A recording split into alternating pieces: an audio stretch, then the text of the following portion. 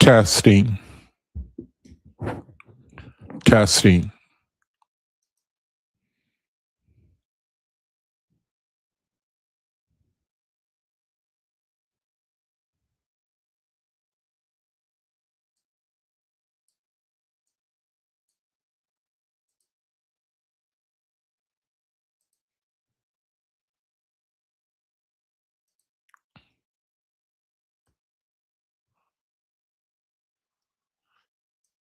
Testing, testing.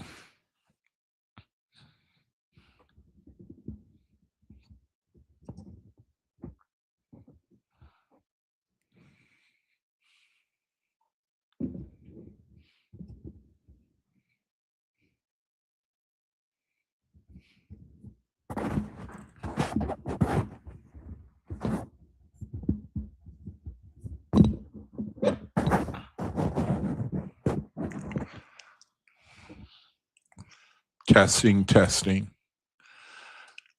Jehovah, truly, I thank you for this opportunity to share the light, to try to say something that can help someone else to grow, to help them to make the resurrection, to encourage them. We need all the encouragement we can get. We're surrounded by unbelief and darkness, Jehovah. And so I am just asking for my Ashars, my personal guardian angels, to empower me and help me to speak and to say something that will really be useful to anyone who hears this video. Jehovah, I ask that for the time that you have given me on the earth, that I can redeem the time and that I can encourage my brethren to do the same thing while they are on the earth too, that we are in a temporary situation in the body and that we could take the time and redeem it to our fullest, knowing that we're not born yet, knowing that we are waiting to be born in the real life, which is the life of the Spirit. So with these things in mind, Jehovah, I just ask that you make me a useful servant, and that everything I say is good to the ears.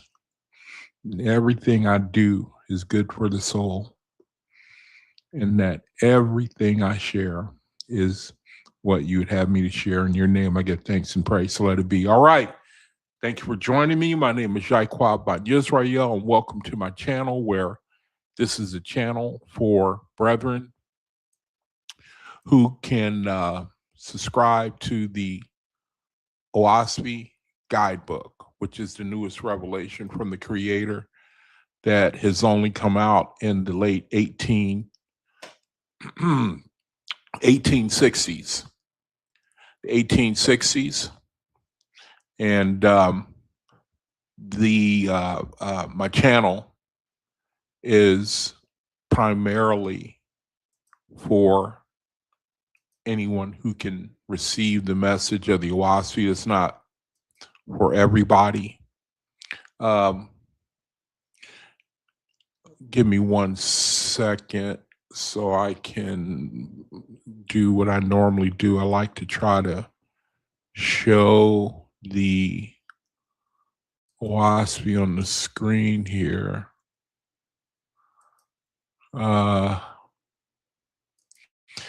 Okay, there we go. So anyway, this is the newest revelation from the Creator. And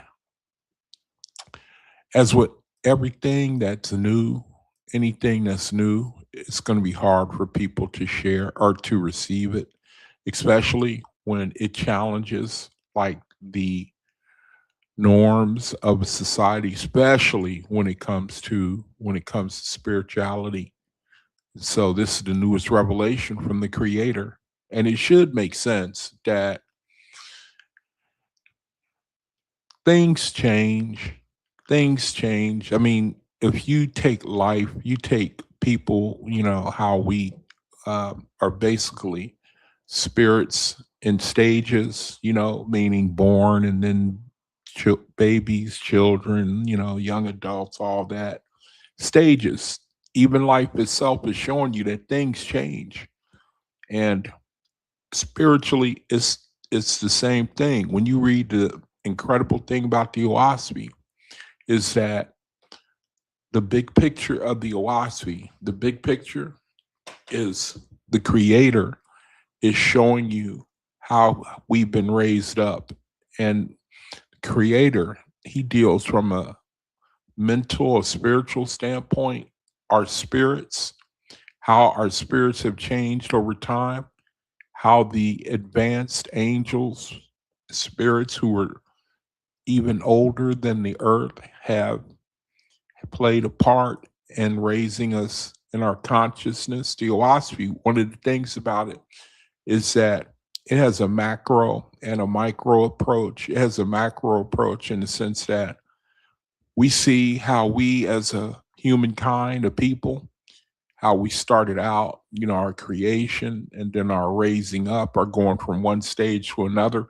And I'm gonna cover these things on my video today. I'm gonna talk about a little bit about how the gods have played a part, what they have done to educate us to get us to this point where we are right now in the KOSMON era, where the creator has deemed he's going to use this time.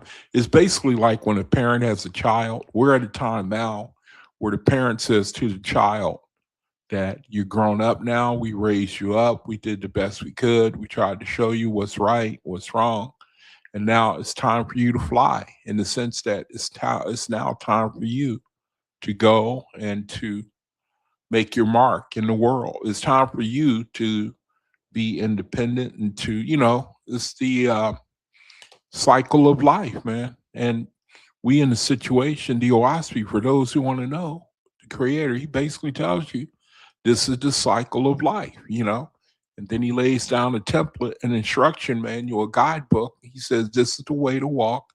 If you can receive the fact that I'm not putting you on the earth forever, if you can receive the fact that there's more to life after this, then read this, and this will tell you how to make the most of the here and the now and future.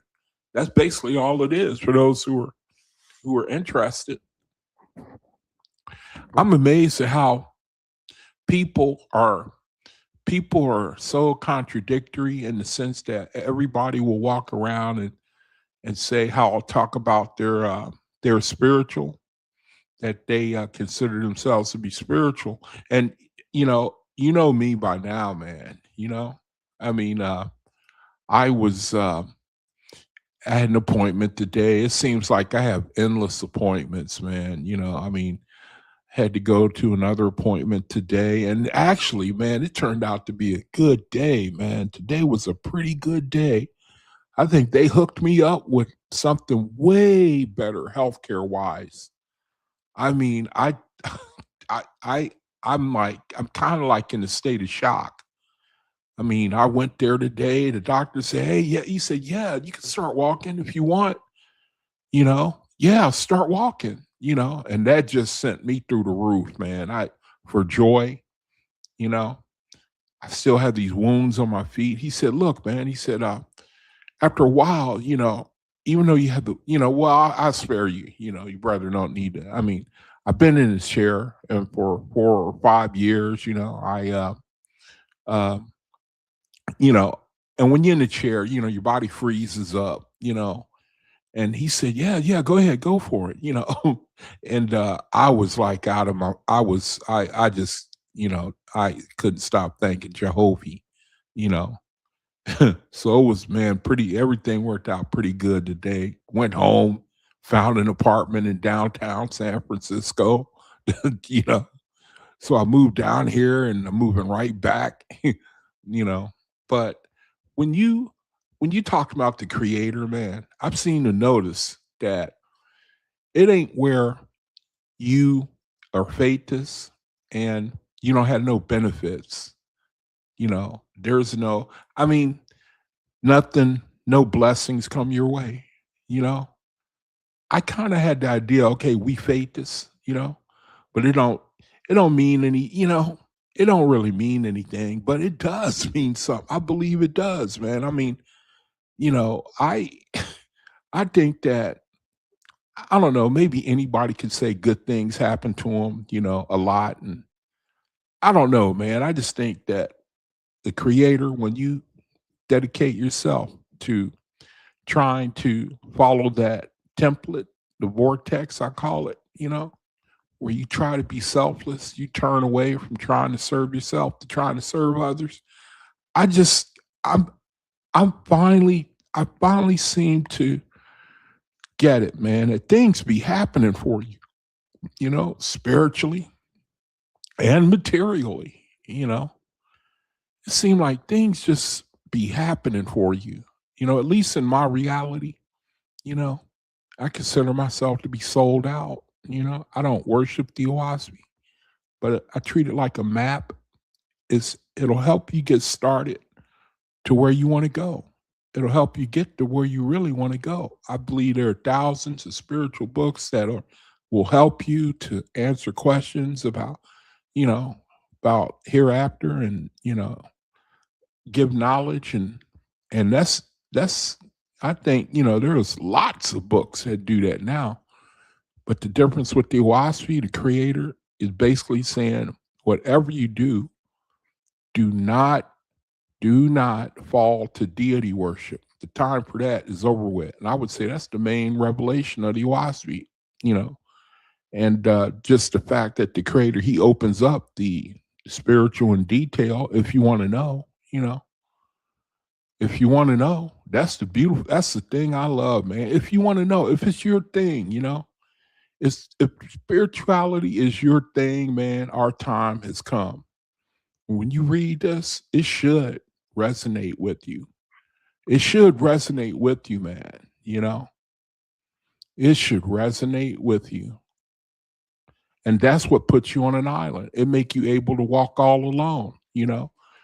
It also make you start wanting to root for other people. You want to root for other people, man. You don't look, you find yourself out in public, man, looking at people, hoping they make the resurrection. You don't look down on them. You start rooting for them, man. It's like the creator has done something for you and it just fills you up so much. You would like to share it with others, but you can't really, I'm finding that, you know, that's not the creator's plan. His idea of making a resurrection is something that we have to do. You got to do it on your own. I always like to liken it to the analogy of a guy meeting a woman. Chances are, unless you like a real lady killer, where they jump on you instead of, when you approaching them, man, you better use a whole bunch of initiative. You know what I mean? Meaning you have to be proactive with them. You better take the lead. You better be proactive because they're not going to be, they realize how it go. Man approaches a woman, and they realize that.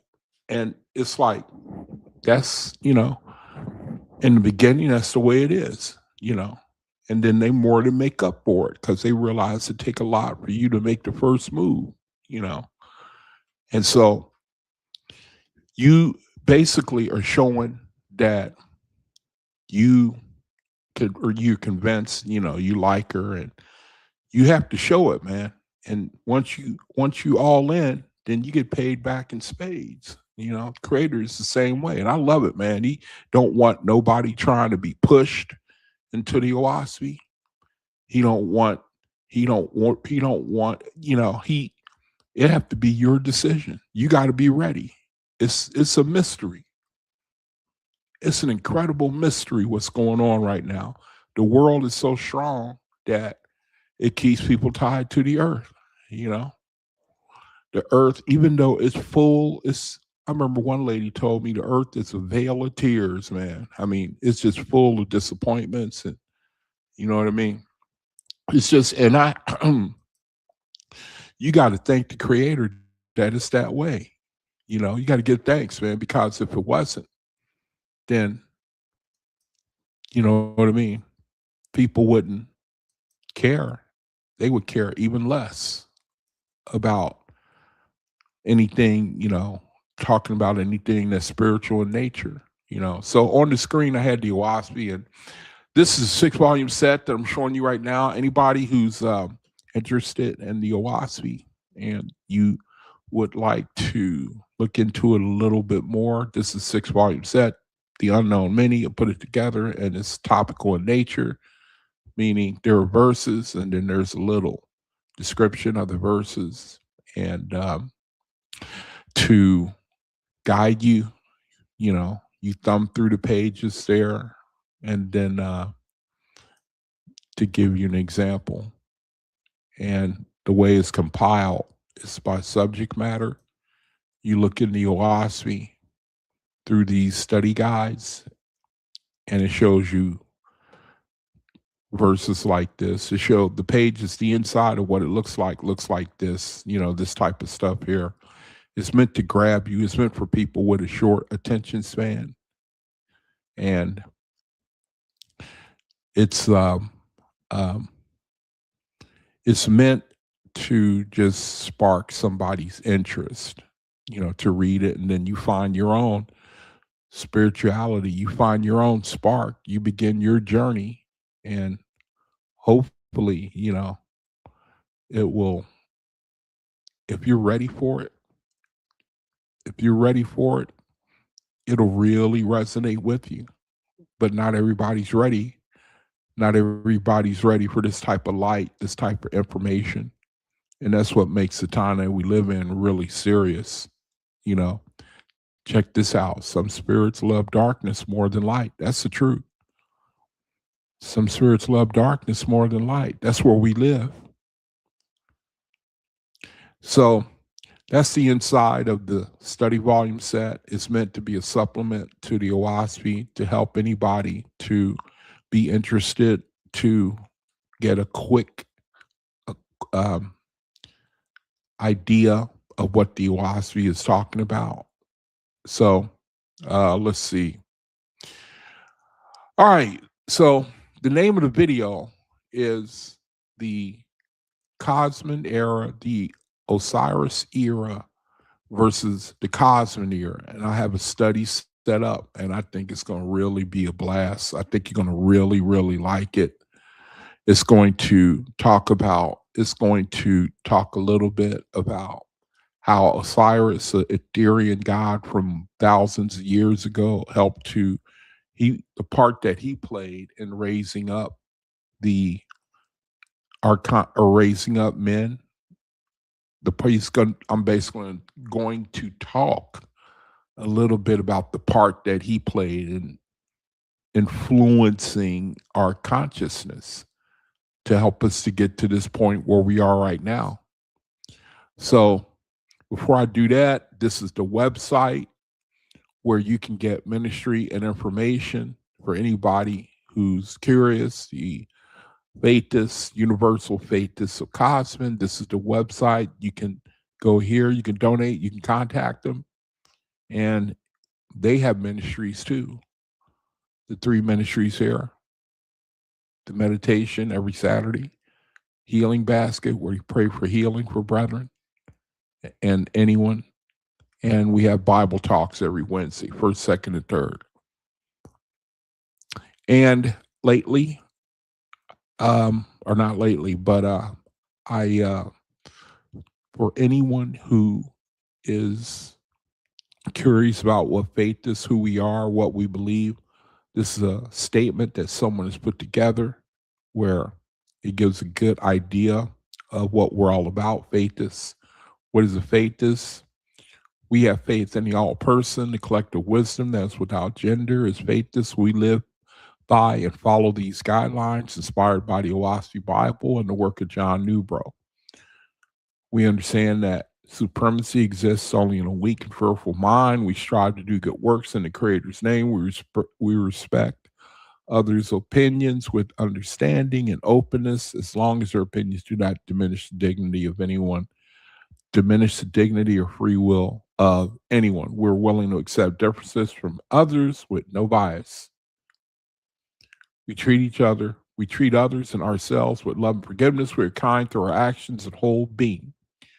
We give others the freedom we all deserve. It is easy to demand free will, but it's challenging to follow others to exercise their free will. We are able to admit our mistakes and take responsibility for our actions. With these guidelines in mind, it's easier to understand that the foundation of faithism is the study and pursuit of Amrath and Ahiba, which is divine forgiveness, and Ahiba, unconditional love. For faithists, the cultivation of Amrath and Ahiba are essential lessons on the path for soul growth. Many faithists adhere to a vegetarian or vegan diet to reduce suffering, but being vegetarian does not give anyone supremacy. So, to give anyone, if you're new to this channel, that's a good snapshot of what we are, what we believe. So again, this is the website, the Universal Faithists of KOSMON, a little bit of a history, the archives. You can go here for ministry information and resources. Now, the study is a long study, and I got to get to it right away because I'm probably not going to get through all of it. I got a little too much to try to share. We, man, we did a study on Wednesday. I'm telling you, man, anybody who's not checking out the Wednesday study, and also in the comment section, don't let me forget, I have information there for, there's a Thursday study I highly recommend where brethren come together, we put our voices together, and we trust what the Oahspe say, you know, come together in unity, pray for one another, and that's what the angels use to work their magic in the world.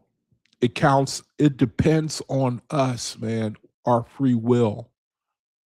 You know, being a faithist, you're going to learn the Creator. See, Christianity teaches you to let somebody else do it.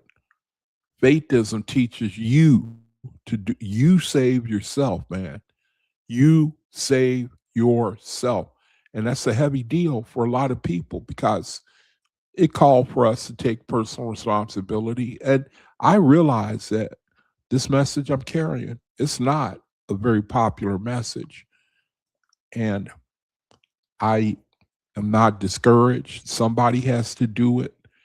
And it's not up to me to decide, you know, to try to dress it up or gussy it up, you know, or polish it, or, you know, I have a desire to share what I think is my inner light and to help us to be reminded, man, of what's really the most important, and that's our eternity, our spiritual eternity. And that's not a road that many people can walk on, can deal with on a daily basis. This channel here, not for everybody. It's a heavy,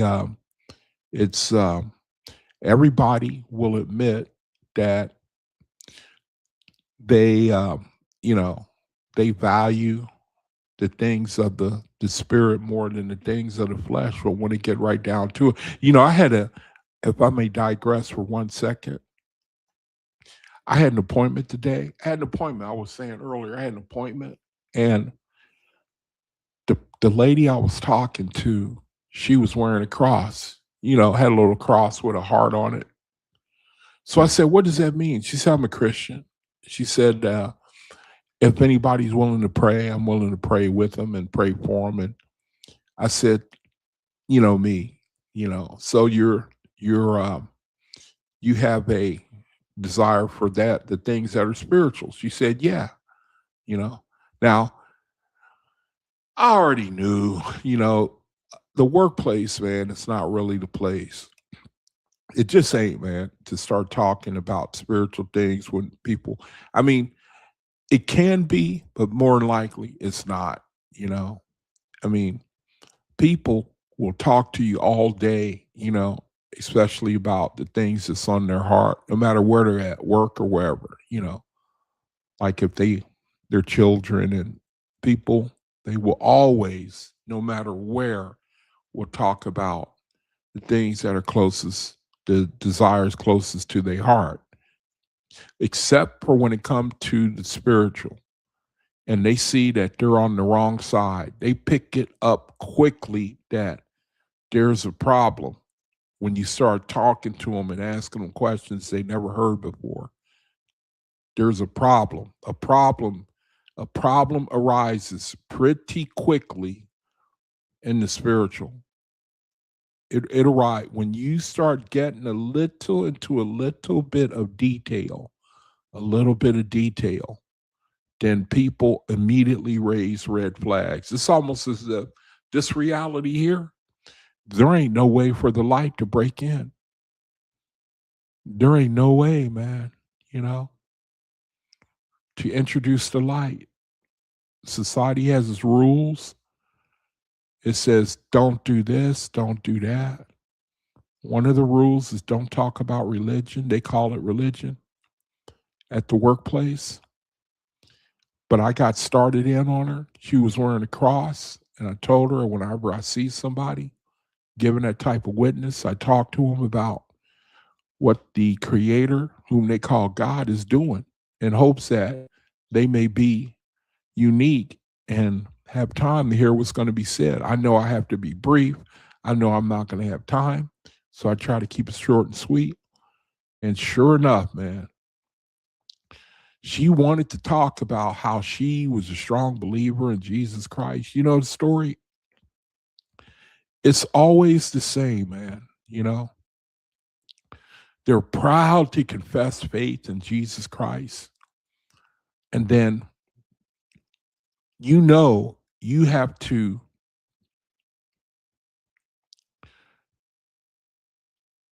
come up with, I think that even in the faithless community, brethren can feel this pressure to, no matter what, get along, don't,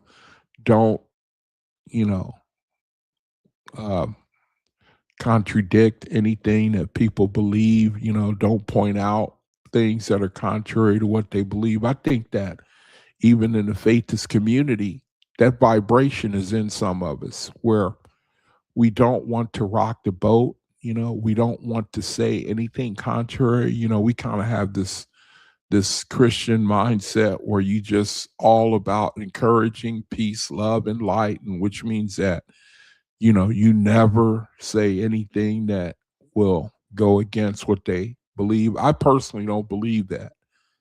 I think that we should immediately, because chances are you're not going to run into people you meet on the whim at a moment's notice. You're not going to meet them again, probably. And if you encourage them where they are, then what good is that? If they're on the road to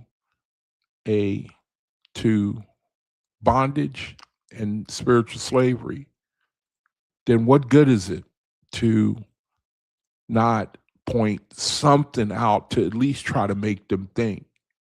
And so I was talking with this lady, and I just tried to get her to think, man, and I'm going to talk a little bit about that in the lesson. To think, just think, man. Learn to think. The Creator, He wants you to learn to think, man. Like the Bible says, let us reason together.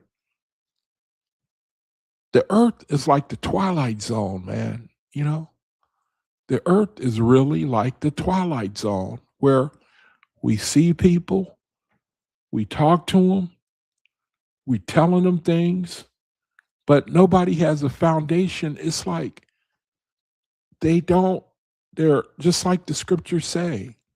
There will come a time when men will not receive sound doctrine. We're in a situation where you can't even reason with people. And that really really knocks me out, man, where even if I say the most logical thing, like I was talking to the lady, I'm getting I don't want to keep going on because the studies are real long and they're real good. But I just want to make this point, man. I was talking to her I said, you know, you wouldn't want your children to be closed-minded, you know? And she said, yeah. I said, that's exactly what you're doing. I'm sitting here trying to tell you about something you say you believe in and that you love and desire. I'm trying to tell you that he is sharing, telling us something that we've not known before, but you won't even look at it because it's something new. You will not even give it a chance. You won't even think, man. You afraid to think. And I think a lot of people, they afraid to think, man. Think. Because I don't know. They afraid of seeing, hey, I was deceived. You know, when I came into the Oahspe, I was like just beginning to leave the Israelites, the doctrine of the Hebrew Israelites. I was just kind of beginning to come on my own. I was into the Third Testament. I loved it, but it pointed to Jesus Christ, so I knew we had a problem there. I believe that it had a lot of great information in it, the Third Testament, but it pointed to Jesus Christ. So there was a problem there. And then when Brother Maine, he came up, when I ran into his channel and he was sharing from the Oahspe, it's like the point that I'm trying to make is that when that time comes, when that calling comes, and you know that it's the Creator, it's the Father, you know, I don't know, maybe it's me, but I think that the change it's almost immediate. It's nearly immediate, man, where you can hear the Father's voice. It's nearly immediate. Right away, man. For me, it was like right away, but it's not like that for everybody. It's hard for people to let go. I'm really learning, man. It's hard, and I can't really blame them, you know. When something comes along and challenges the deepest part of you, that's why I want to the best of my ability, man. I want to talk about faith. I want to tell you, faith, this man, that our situation is no joke. It's no joke, man. The Creator has done something for us that we can't even imagine, and allowing us to break free of religion and to give us the information that will help us to begin the resurrection, even while here on earth. Even while here on earth, man. I was looking at that lady, and she said, so when I started talking, that's one thing I realized right off the bat. Now, people will not let me talk. People do not let me start talking. I've seen, even when I was an Israelite, you know, even, you know, and I believe strongly at that point in the Israelites. But when I saw them get destroyed by that debate they did with the brethren, I I I was already out of the Israelite doctrine, but it was just that much easier for me to break with what I had always believed. I broke with it. And I think the Creator is the one that allowed me to do that. I broke, meaning with all the things that I believed before. And even back then, I could present my arguments to where people didn't want me. The Israelites are good at that too. They're just unbeatable. But the Creator is like 20, 30 steps above that. The knowledge that He puts in you.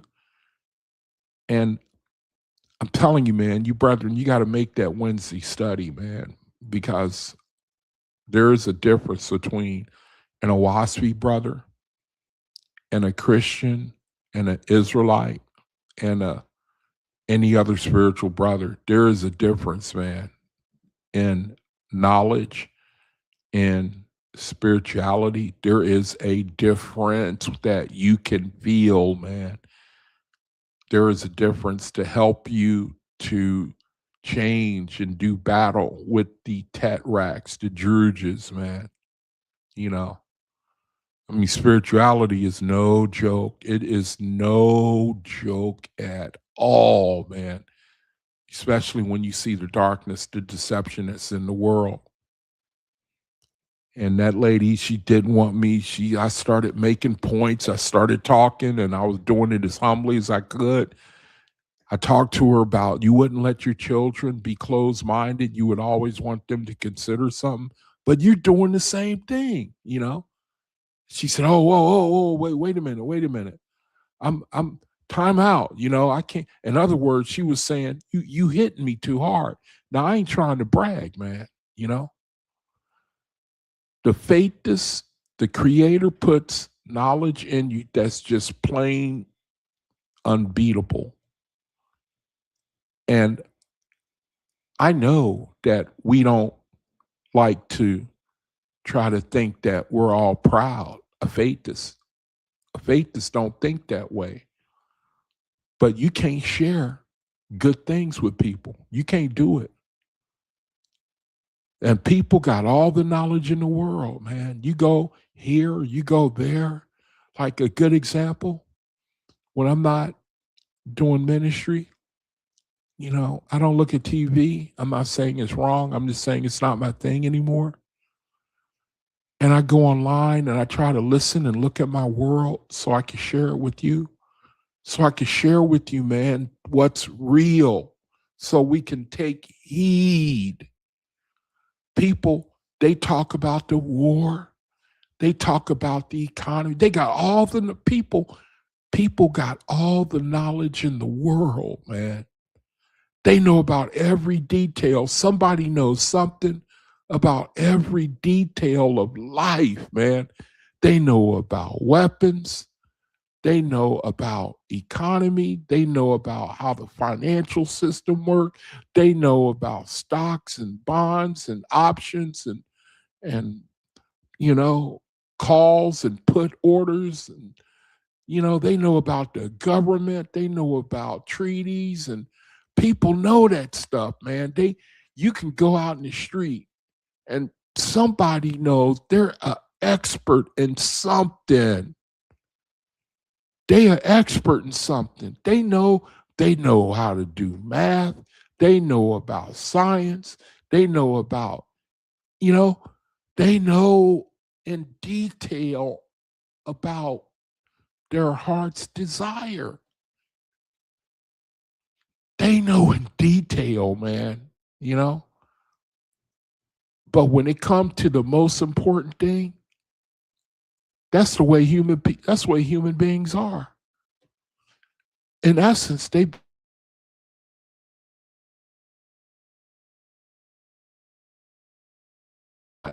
in my I lost my, I don't know if I'm broadcasting. It says no internet connection. Uh-oh. Uh-oh. No internet connection. See, let me go to the chat. If I can be heard, can someone type a one? Testing. If anyone can hear me, type a one. Not too many people in the chat today. That's all right. Can I be heard? Can anyone hear me? I'm in the chat now. How you doing, Heathen Vegan? Elijah? I don't know if y'all in here. But if you can hear me, can you type a one? Can somebody type a one who's in the chat? Testing, testing. Can you hear me? Anybody? Testing, testing. Can anybody hear me? Testing, testing. Okay, it looks like I can scroll, so it said I had no internet connection. Okay, I guess I do now. All right, so the world is a strange place, man. It's basically, you know, all I'm saying. Now, here's a study that we did Wednesday. And again, man, you brethren, you got to join the Wednesday study, man. I mean, the understanding, the knowledge we are getting, man. It is just you got to take advantage of these older brethren. You got to take advantage of these older brethren. Go back to the beginning of the video, to the Faithist website, and it tells you the times of the Bible study that we do every first, second, and third Wednesday. We got a couple of brethren in there, elders, man, who you got to take advantage of these brethren while they're on the earth. We need this type of understanding, and it is out of this world. Now, I'm not going to read this study, but I'm going to scroll it. Maybe at some point later I can get to it. It is just brilliant, man. We talked a lot in this study. If I could try to sum it up,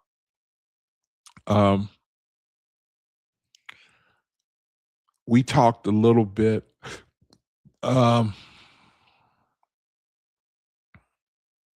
Yeah, the shadow government. And what they do in these studies, man, is they talk about what we're up against, how the shadow government works to keep us in mental bondage from a Oahspe standpoint, man. And the whole study, I'm just going to scroll it, and you can stop it maybe if something catches you. I like to go into it. It was great, man, but it all had to do with the organization of darkness that you faithists that we are up against, and the psychology that they use on us. I want to go into this, but the study that I'm doing is you're gonna love it, and it's a long study. I'm just scrolling this, so maybe if you want, you can stop the video and get a little idea of what it's saying here. These Wednesday studies are gold. They are gold, man. It's hard to believe that there's so few people who talk about these things that we talk about. How there are so few people who will talk, who are interested in finding out even if there's any new word that the Creator is sharing.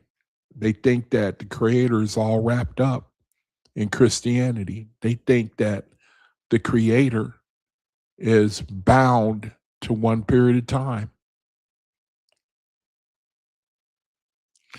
So let me go ahead and share let me get started on the study, because it's quite lengthy and it is a blast. I had a blast compiling it, and I hope that you get a kick out of it, man. I really hope you get a real kick out of this study. Okay, like I said, the title of the video, let me see, is it coming up?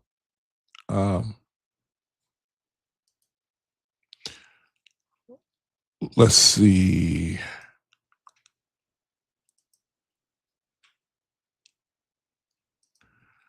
I'm trying to, hold on a second. Bring up the study.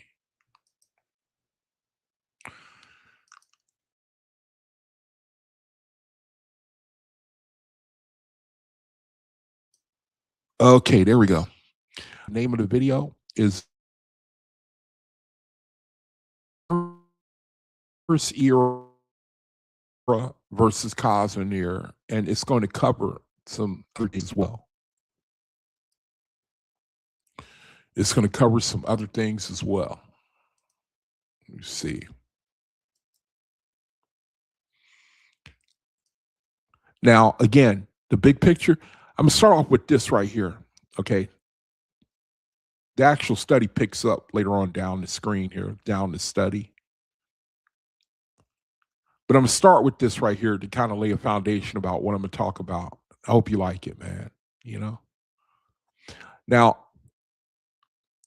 Oahspe cycles. Okay, it's good to understand that before we get into the meat of the study.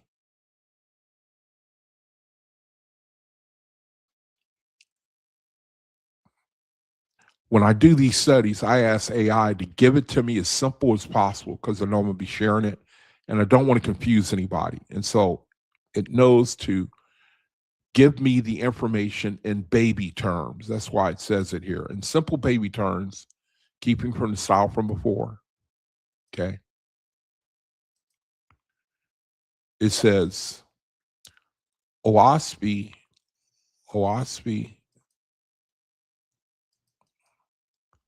explains that Jehovah the Creator runs the world and heavens in big cycles, like seasons, spring, summer, fall, and winter, but each lasting about 3,000 years, called a danha. Different high angels called gods or goddesses come down during these times to help humans grow up step by step. Each cycle has a special job to fix problems from the last one. Let's put an E in there, from the last one. So that's the Oahspe in a nutshell. The Creator is telling us how he takes us from then to now. Okay, so this is all important to know before we get into the study. Basically, it's giving you a summary of what it's all about. Here are some important ones. Cycles, meaning some important cycles. Here are some important ones, focusing on the clearer, more recent cycles in the text. Okay. We have early big cleanup cycles, because when you read the Oahspe, it's like we rise, we fall, we rise, we fall. We have to have the Ethereans come down. They do a time on the earth. They teach us something that we didn't know to help us in our resurrection. And then the next guy comes, he picks up from where the last one left off and where we fell and picks us back up and then brings us a little further. Next one brings us a little further. The next one brings us a little further. And then we come to the KOSMON era where we are right now. Now here it says early big cleanup cycles. Okay. He raised man up. We made a mistake. We had to start and stop all over again. Af was a Etherean god from very long ago. It was a huge flood cycle. Af helped sink the old continent of Pan, like Atlantis, because things got too dark and evil. It was a big reset and cleanup. So again, we getting the simple it was really a snapshot of the Oahspe, where we have been and where we have come from and where we are going to. And then came along Su, another Etherean god, a high-raised angel, Su, another early god who brought light and help after dark times. Now, this is a simplistic understanding, mind you, again, of a snapshot of the Oahspe. The famous 3 cycles right before the ones we talked about, these ones from above, Ap and Su. These are cycles of time where we got brought through. And the effect is still today. You can still see the effect of the cycles of these gods. You can still see them today. Here's proof. One of them is Apollo. He focused on beauty, harmony, making people nicer looking, more refined. He worked on improving bodies, art, music, graceful living. It was like a make the world prettier, more orderly season. Okay, that's the effect that Apollo had. It's like we didn't know these things, You get the idea that we were monstrosities, looking type, a bunch of Quasimodo looking people running around, Frankenstein looking people. We had to be sculpted, and made prettier, and beautified, and taught to be at peace with one another, and it was an age where people were made like nicer looking. You can see that effect in the world today. There's a great premium placed on beauty, vanity. People their whole life, man, they sell out to making themselves beautiful. That's the effect of Apollo. And then Thor came along. And the disadvantage of Apollo, the era of Apollo, people were taking it too far. You know, how they were killing their children, I think, from what I understand. It got to a point where if what did it say? I forget. It's something about how people were if I forget. Something about if their children weren't beautiful enough, or they were taking it too far. I forget exactly how. I want to go to AI and ask it what was the disadvantage of the era of Apollo? I forget what it is. I can't do that right now because this is a long study and I got a lot to cover. But you get the idea how people, they take something too far, man. You look at people today, they work on their body, and they spend they work on themselves to the exclusion of even sometimes other people, their relationships, their children. They focus on their body to the exclusion of the spirit. You spend so much time beautifying yourself, sculpting yourself, bodybuilding, healthy and eating right, and that's good. But when you do it to the exclusion of the spirit, it's detrimental. You know what I mean? It's all about balance, man. The Creator is trying to teach us corporality and spirituality. You read the Oahspe, that's what it's all about. And then Thor came along, showed man miracles. He brought direct help from angels, wonders, practical order, good for building strength and getting things done on earth. So now man is beautiful, he's beautified, he's taught to live in harmony, and he appreciates art and music. He's refining himself. Now Thor comes along and shows him power, another form of spirituality. He brought direct help from angels, wonders, practical orders. So now man is thinking, man, what is this unseen? What is this unseen thing? Where does this come from? Who's doing this? Where does this power come from? So now man is looking at the spiritual, in a sense, this God who's got this power. And then Osiris came along. And that's why I'm going to do I want to focus on Osiris in the study, the think and measure cycle. The think and measure cycle shifted people from too much blind spirit believing. See, Thor came, men started believing in, you know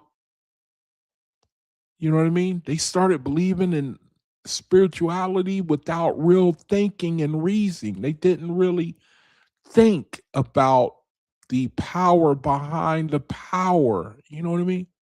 This is where our minds was.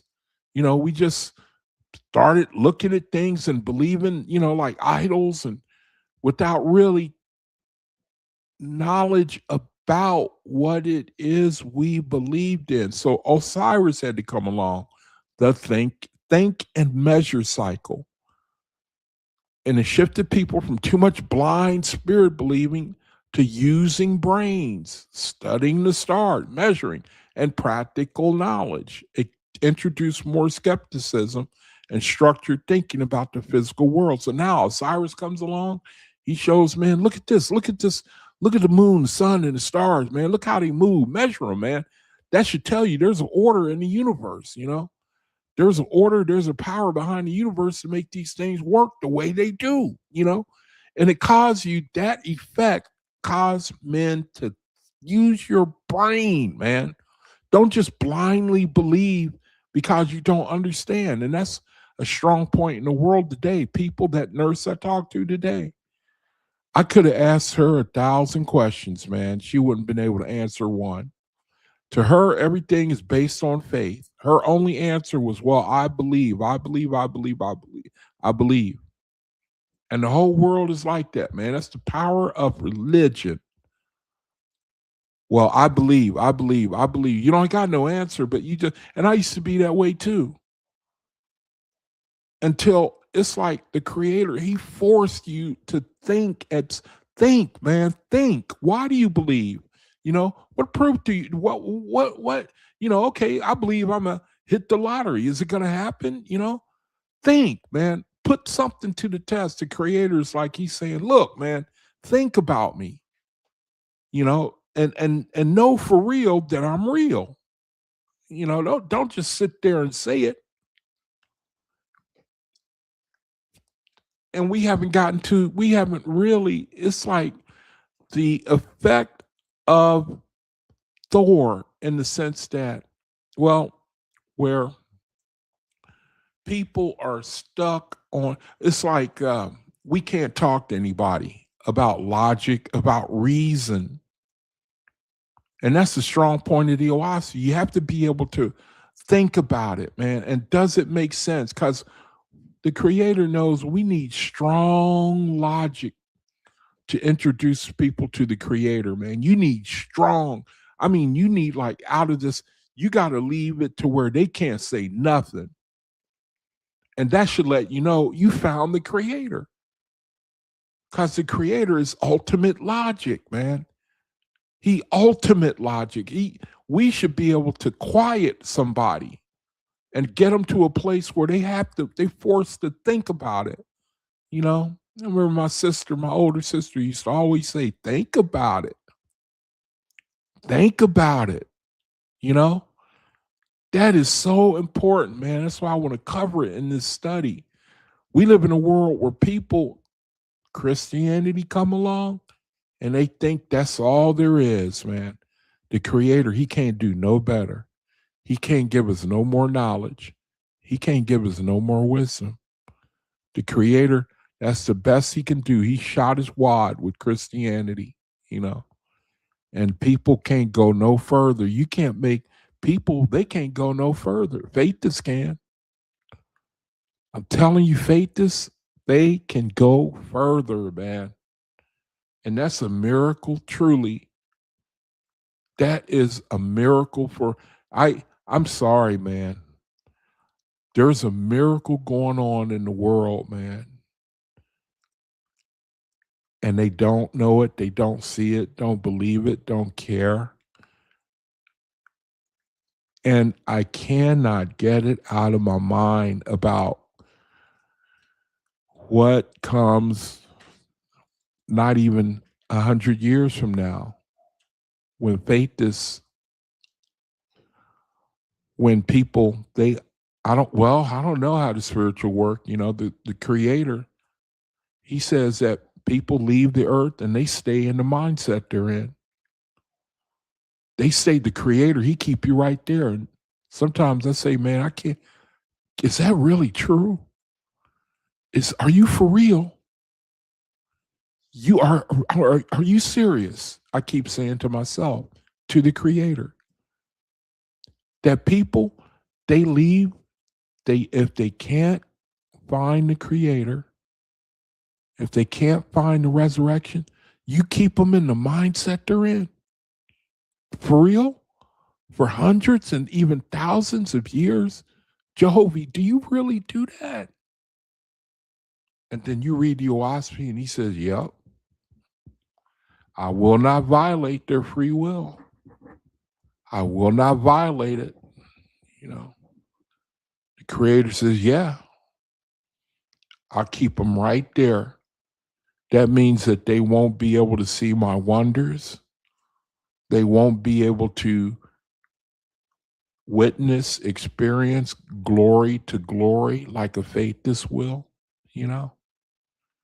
They won't be able to experience the higher levels of resurrection. You won't be able to go from second to third to fourth to fifth grade to sixth grade to seventh grade to the Etherean realm, to the Osirian realm, to the Oetian realm.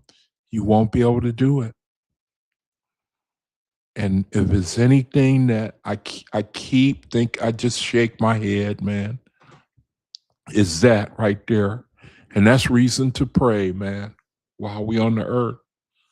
Pray for brethren. Pray hard, man, for your family to make the resurrection. Pray, man.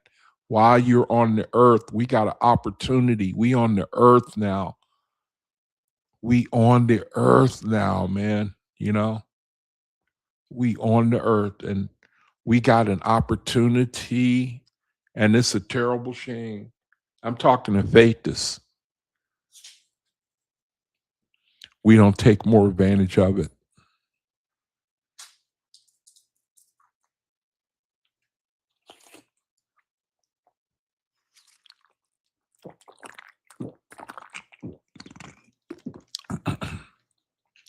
We don't want to take more advantage of it. You know, take advantage of the earth, man. Take advantage of the time, redeem it, man. I know I'm a broken record. Osiris, man, his mission was to teach men, use your brain. Don't just worship blindly.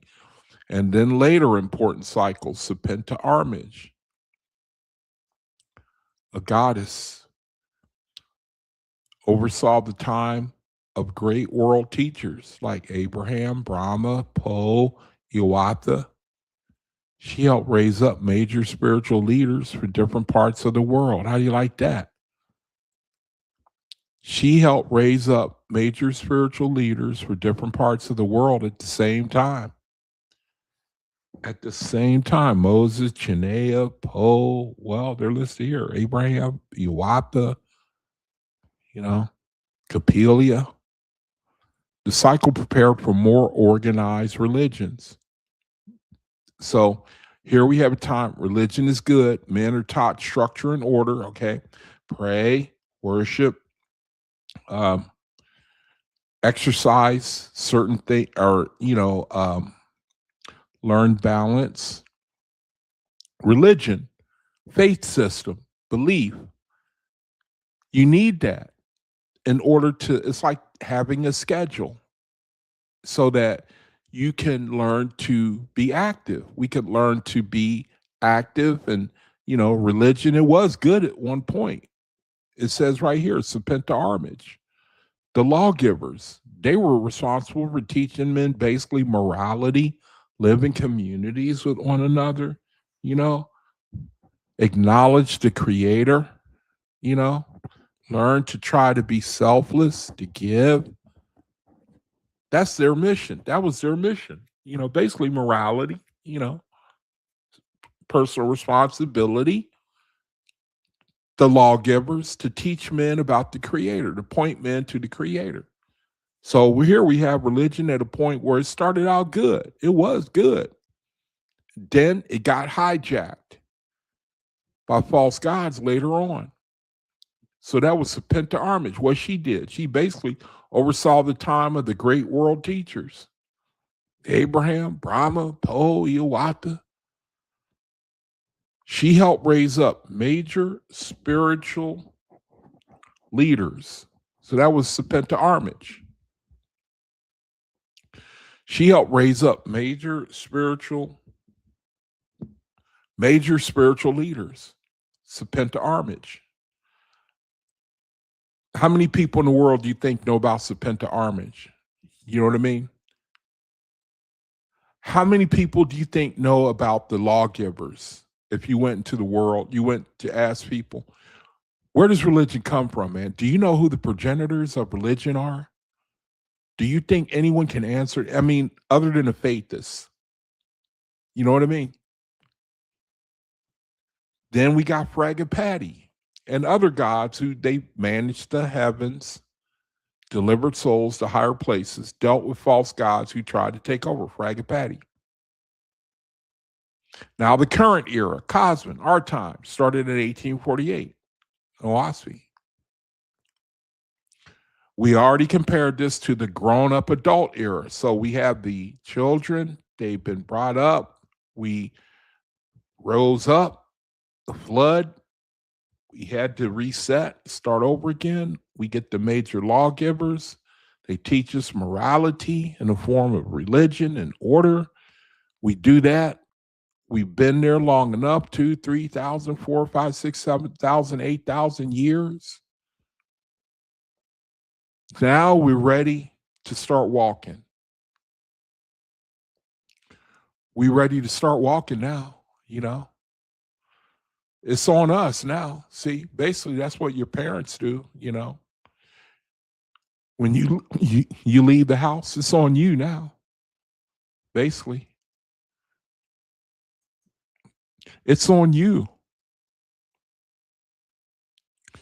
And so life should teach us about the spiritual, as above, so below, man. You know, Christianity is so powerful, and there's an imbalance in religion today. Some religions, they teach over personal responsibility. I call it, in the sense that if you don't measure up, if you do the slightest thing wrong, they beat the hell out of you. And then we got Christianity that teach basically that you just hang out and wait until the Savior come and save you. You don't worry about, there's a real lack of personal responsibility. You know, it's like we need balance again. You know, we always go from one extreme to the other, man, is what the Creator is showing us. We go from one extreme to the other. We can't find balance. But now we in the grown-up area, the grown-up era, the KOSMON era. No more big miracle gods ruling. Instead, everyone learns to think for themselves.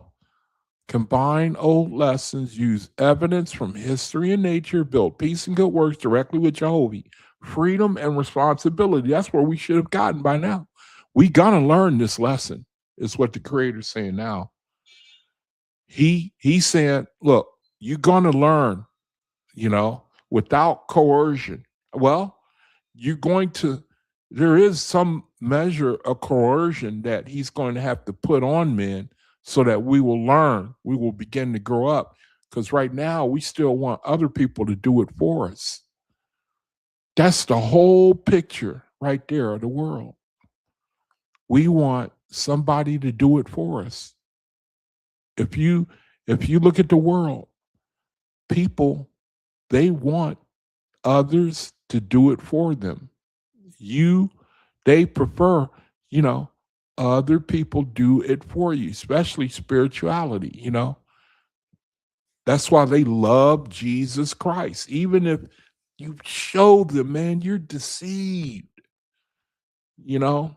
Even if you show them the same principle, will you give me your check? Can I have your check? No. Why not? They'll say, because you didn't work for it. Bingo, man. Now do you see the spirituality behind everything? Now do you see it?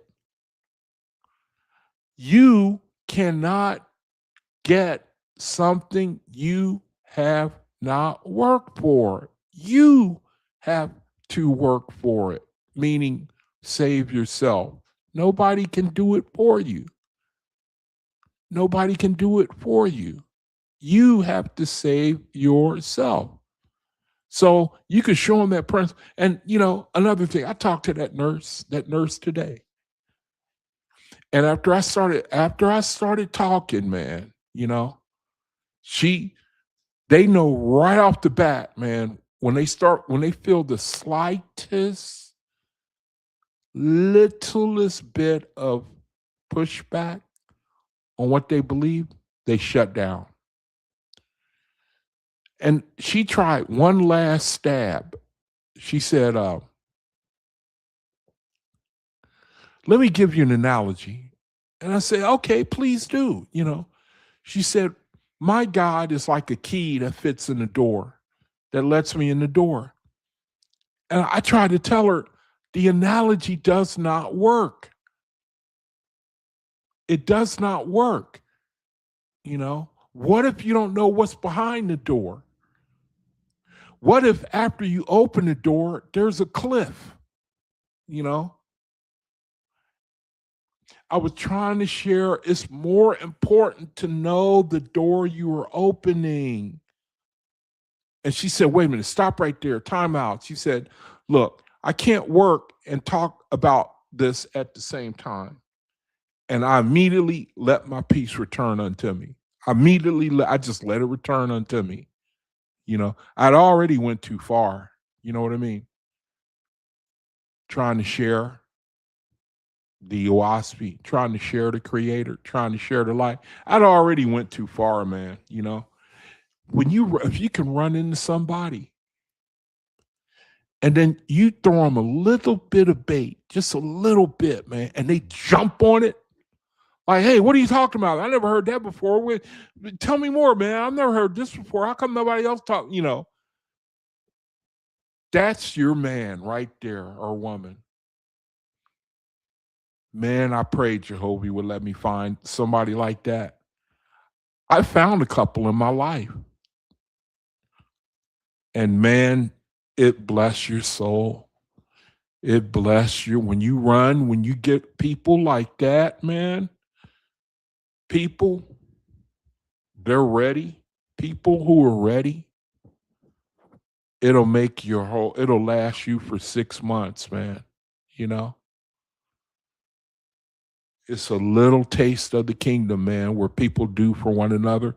They root for you, you know? They root for you, man. I mean, for real, honestly, you know? So here we have a little pattern, okay? On the screen here, we got a little pattern of the different gods, and basically there's what their mission was, the different gods, and the eras, the cycles, and what they're all about. We got a little snapshot here, okay? So we got Su and Af, okay? Gods of the flood. The main vibe was the big reset. Men had gotten to such a point, man. We had became unredeemed. Well, they were redeemed. The flood, those people, they were redeemed. They were wiped out, so they could be redeemed. They were redeemed in the sense that it took the flood to do it. The flood, the creator, he brought it in order to redeem them. If I understand that correctly, people, we in the world, we've been taught the flood wiped them out, you know, and they all went to hell, you know. That's how people, they don't know the creator. Everything has got to be judgment and negativity. Everything, we live in that world. That's where we live, man, you know. That's why Revelation, you know, the world, we've been taught the vibration that's been put on the book of Revelation and the whole Bible, man, you know, is doom and gloom, you know. And then you read the Oahspe, the creator interpretation, and I believe he allowed this. He allowed us to come under the negative vibration when reading the Bible and to think only, you know, the negative about it, so that when he brought the light is all good, man. It's all good, man. It's all good. And he let them frame the language of the Bible, and when you read it, you think, "Oh man, I'm scared, man. I believe, man, Jesus is Lord, man. Yeah, man. I believe. I remember. Y'all remember that movie? What is I'm thinking? I'm thinking of a movie in my mind, man, where I forget now. I can't remember. All I remember is that the actors. They got in a situation. They were real scared, right? And then one of them started saying, "Jesus, Jesus, Jesus, Jesus, Jesus." He started saying, "Jesus, Jesus, Jesus, Jesus, Jesus, Jesus, Jesus." And I don't mean to laugh, man. I mean, I'm just trying to make the point that we've been taught to fear. Whenever a fearful situation hit, we respond fearfully, you know. And false gods, their strength is to make people afraid so that they'll run to them. They make people afraid, you know. That's why you can't really talk to people about the light. You can't do it because they too afraid. That's why for a hot second I got mad at that nurse in my heart, you know. But then I understood, you know. I remember one person told me, you know, I remember somebody was telling me, I heard a joke, man, you know, this dude, you, you, you gonna like this one. This dude, right? He was hanging on to a cliff, right? And he said, God, please save me. And then he heard a voice that said, okay, let go. And then the guy said, is there some other God I could talk to? He was hanging on to a cliff, right? And he started praying and he said, God, please save me. And then God said, okay, let go. In other words, have faith, you know. And the guy, he said, is there some other God I can come see?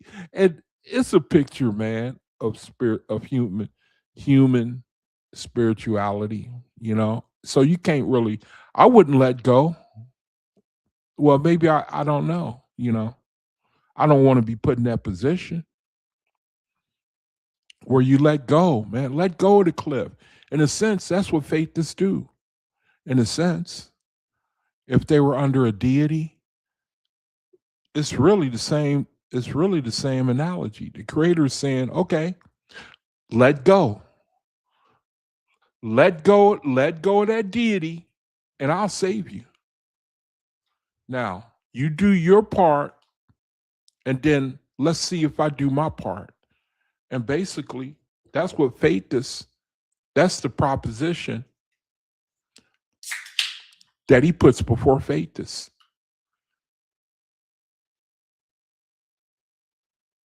Let go. And we live in a world of people, they cannot let go. And you can't really blame them. You can't really blame them, man. You know, let go. Let go, man. You know. So again, here's a snapshot of the different gods, the eras, and the eras, the eras that what they did when they were ruling over the earth and what they brought to the earth. So Ap and Su represented the gods of the big reset and cleanup, where men had gotten to the point where they had to be reset. They had to be reset, man, you know, start all over again. Not that they started from creation, but that they were scattered and then they had to, you know, begin the migration from east to the west and, you know, learn community life and, you know, all the things they learned before. And then we had Apollo, who brought beauty and harmony, you know, to refine people and culture, And you can see the effects of that today. You can see the effects of Thor, strength and miracles. His style was practical power and order, showing you that the creator is able. The angels are able to do things that men cannot understand, to show, give witness that creator is for real. He's real. And so men were taught about the creator, you know, to believe, and they take it too far because they go into idol worship. Some guy comes along, he creates a statue and says, this is God. And they fall down and believe without thinking and reasoning or questioning. And we're supposed to be doing that. Question, think, man, about where we live, what's going on, why people are the way they are. We're supposed to think, man. Now we come to Osiris. See, that's the effects of what he brought. He got men to look at the sun, moon, and the stars, and to measure it, and meaning to use to believe according to practicality, provable belief as to why you believe. See, Osiris, brains over blind belief. And it should, that's the type of thing, man. It should make sense. These things, that's what gets me, man. That's what really gets me, man. I mean, where the creator is given such incredible logic, that it should subdue. I'm not trying to look down on anybody, man. At some point, the creator said everybody's going to make the resurrection. So I like that. That means that everybody's going to get to a point where they're going to desire the higher realities. From what I understand, spirits who have passed on, they're in a pretty glorious position. If I'm understanding correctly, meaning the spiritual is far more glorious than the earthly. The earth is like, we see the beauty of the earth, the mountains, waters, the landscape, and the sky, and the planets, and we see all that. We think, man, that's out of sight. That's very beautiful. There are places on the earth that will take your breath away, and the creator says, it's like he shows you a picture in Oahspe. He says, yeah, well, you know what? That's the darkest place. Where you are spiritually, looking at it spiritually, that's where the thickest darkness is, right where you are, brother. You see the sun, you see the light, you see everything beautiful and flowers, and you think, man, this is just out of sight, And then the creator says, yeah, well, you know what? That's the darkest place where you live. Where you live, he says we're in the embryo. The embryo is a dark place, When we were in our mother's womb, we were in 100% darkness, Right? Same way now. It's the miracle of life, man. Same way now. Creator says, you're in the womb. You are in the womb. He said, you didn't have a choice in being born. But brother, you got a choice on where you land in the spirit. You got a choice, meaning you can hit the ground running or you can stagnate. You just stagnate, man. You can't receive. You can't think within yourself to wonder about higher realities. You can't think within yourself about higher realities, about a better life. You're selling the creator short, man. You're selling him short, So we had Serpenta Armage. We had Osiris, who brought thinking and measuring to man's spirit. Thinking and measuring to man's spirit. Taught men the planets and, circuits. And Serpenta Armage, she brought the light bearers, Moses, Chinea, Po, Iwata, Papelia, Brahma, to raise up prophets for nations. And so each section of the nation, they subscribe to one of the lawgivers.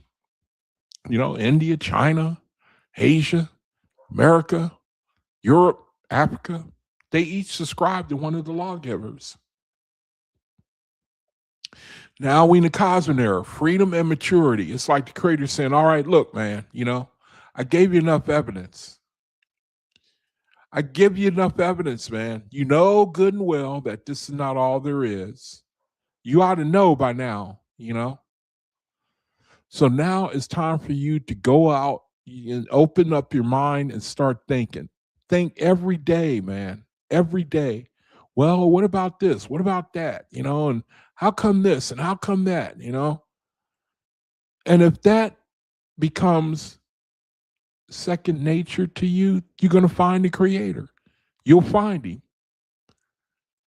If you stagnate, you will not find him, man. There are people, they leave the earth, and they just stagnate for hundreds or thousands of years until their mindset changes. I can't get over that one. I just cannot. I I keep thinking, okay, well, maybe they'll do 2 or 3 years and then they'll no, the creator, he don't say that. I can't find it in the Oahspe. He don't say that, man. You want him to almost, but he don't. You can't force him. He for real. The creator is for real, man. I believe it's just I can't get it out of my mind. The consciousness, the mind is hard. It's hard. It's hard, man. It's a hard thing. I say that from experience, man. Talking to people, can't reason with them. You can't humble yourself.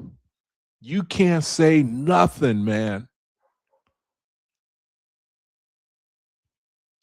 You can only say very little. That's the power and effect of false gods. That's the power and effect of false gods, man. So it says the bottom line, all cycles are part of one big school for humanity. All cycles are part of one big school for humanity. It should make sense, man. You know, we got schools on the earth. You know what I mean? Schools.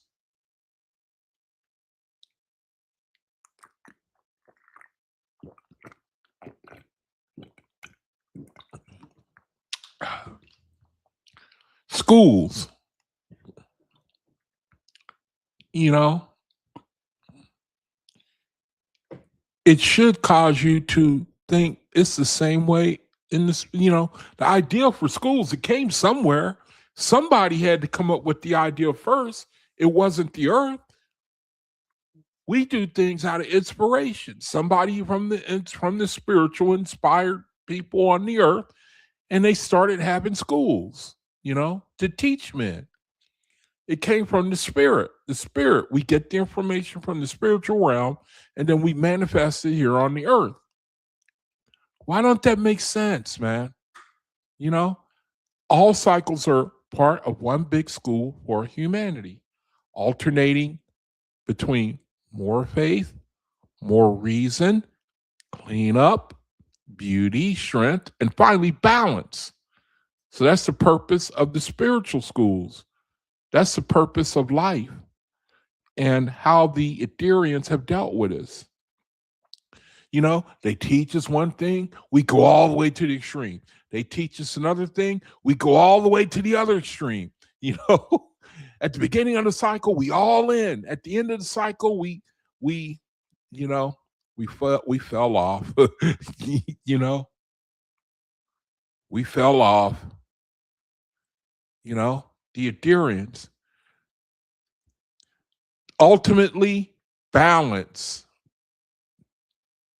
We're going to learn balance now. The creator says in the KOSMON era, now it's time for balance. So we're going to gather all the evidence in the KOSMON era. We're going to see, okay, we believed in idols and this is where God is because we didn't have knowledge. Okay. We basically learned that, see, even now, you know, we got AI explosion, right? We in a time now where we got an explosion of knowledge, but it's knowledge without wisdom. AI is not wisdom. AI is a form of intelligence, but it's not wisdom. Give an example, like there's a lot of AI centers. We got a sister in the Thursday study who's really trying to expose the dangers of AI. You know, they got these AI data centers. You brethren have probably heard of them, AI data centers. See, AI data centers where it's using up a lot of resources. One company got busted an AI company, a data center, they got busted. One dude thought the owner of the company, his data center, it was using a lot of water, and he was trying not to report it. Evidently, when you use a county's, the resources, you have to make a record of it. You have to do a report. You have to, and they didn't want to do it. They tried to steal it. They tried to steal away. AI data centers, they require a lot of resources, mainly water. Some places ain't got that much water to be, shared. And so there's a lot of people, they want information, that data that AI gives, but on the other hand, it's not exercising wisdom because it's causing a hardship on a lot of people. It's also causing diseases and other psychological maladies. See, we're in a situation where man, the creator, he gives them a little more intelligence. Man starts building things that are profitable on one hand, but then detrimental on the other hand. He hasn't learned to combine the spiritual and the physical. Now we're in the KOSMON era. He's going to learn from his mistakes.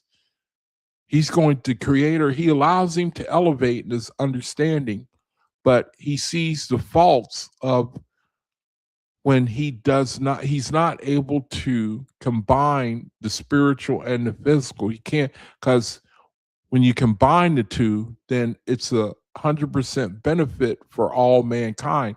When we're going to get to that point where we're going to learn to serve our brother. We're going to consider our brother. That's where our happiness is going to come from. We're going to do things with our brother in mind. We're going to think things. We're not going to think ill will, evil thinking, and thoughts. We're going to realize that has an effect. The creator is saying we're going to learn these things. We're going to learn, man, And that's why I fear, man, for what's coming. Brethren, I'm sorry, but I fear for what's going on with our oil and gas situation. I'm telling you, I'm sorry, man. I'm sorry. I know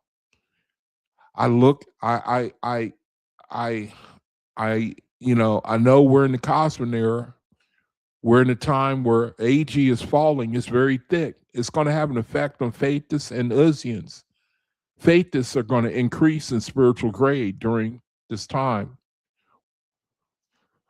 Uzians are going to decrease, meaning they're going to get worse and worse, meaning that the fighting is going to increase again. In a time of falling AG, man, Uzian spiritual grades, they get lower. They decrease, man. It's just like the same principle when you look at the world.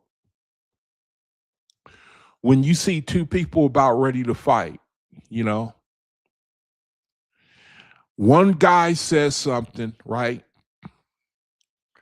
And then the next guy, instead of walking away, he doubles down, right? And so the next guy, he doubles down. See, they just start pouring fire on top of fire, man, Fire on fire. And the situation, it comes to its natural conclusion. So one guy ends up dying, or both of them. See, evil, it just kills off itself. That's where we are. When AG hits, when we go through that dense Etherian region, and then Uzian grades decrease, people who are the non-faithists, they just go down and down and down and down and down and down. The AG has it has a polarizing effect. For faithists, it increases their grade. For Uzians, it decreases their grades. They just go more and more against the vortex, and the vortex just gets heavier and heavier and heavier. And that's where the world is right now.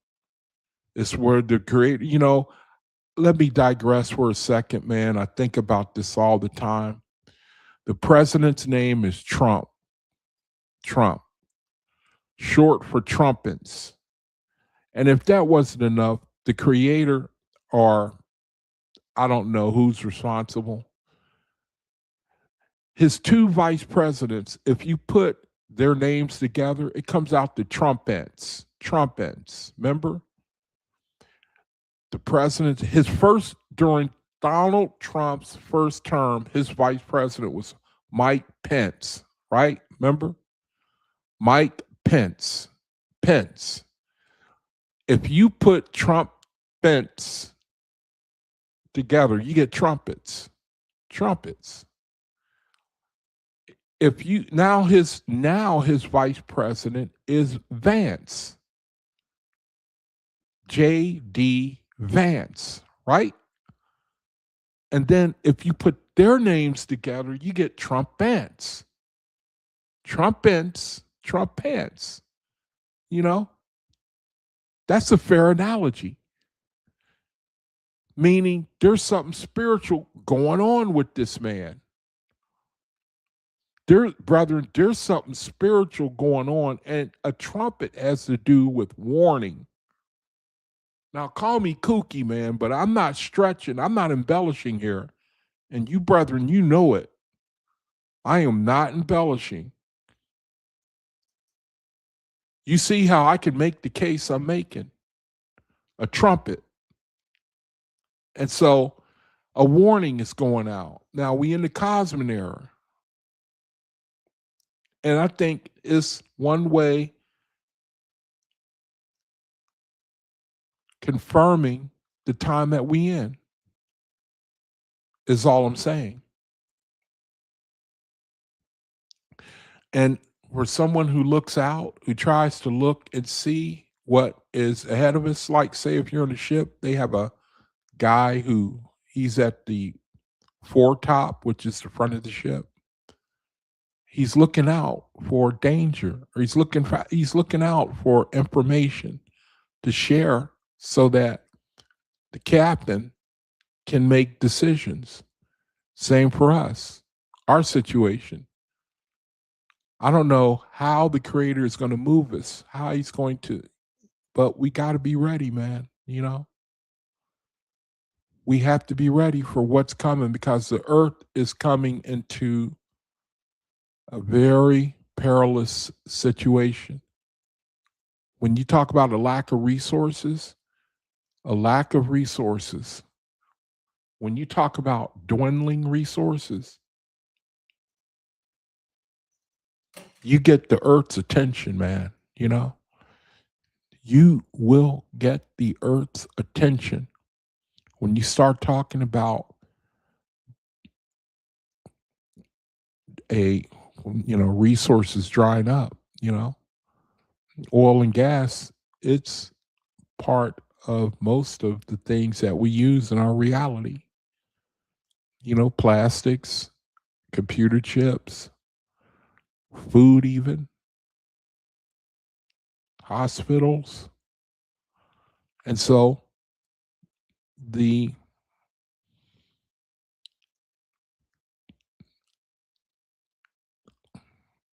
call for Vetus is to ask the creator how we can go through what we're going through, how,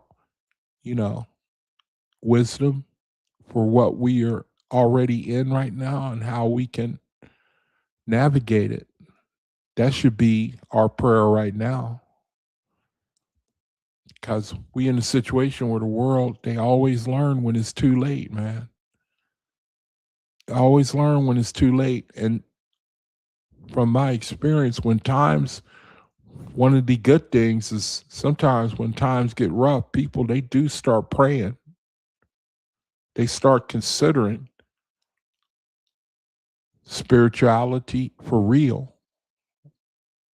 So it remains to be seen if the Creator is going to open a door, if this will be an open door or not. I hope it is. So the bottom line is all cycles are part of one big school for humanity.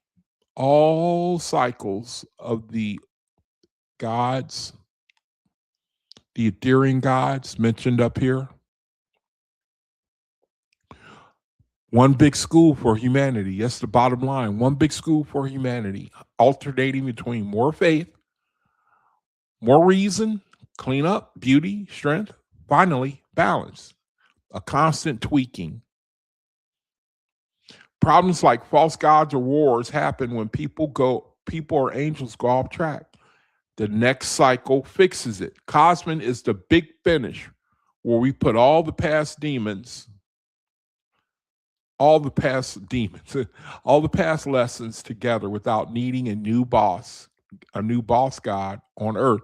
So evidently, you're talking about a sweeping of the consciousness going over, it seems like a mass uprising where people, they say, hey man, this is not working. We can't get along with one another. The strong takes advantage of the weak. It hasn't gotten us anywhere except technological advancements and weapons that are more efficient to kill people. We have not made any progress, and we better do something. We better do something. It sounds like that's what this is saying. We better do something.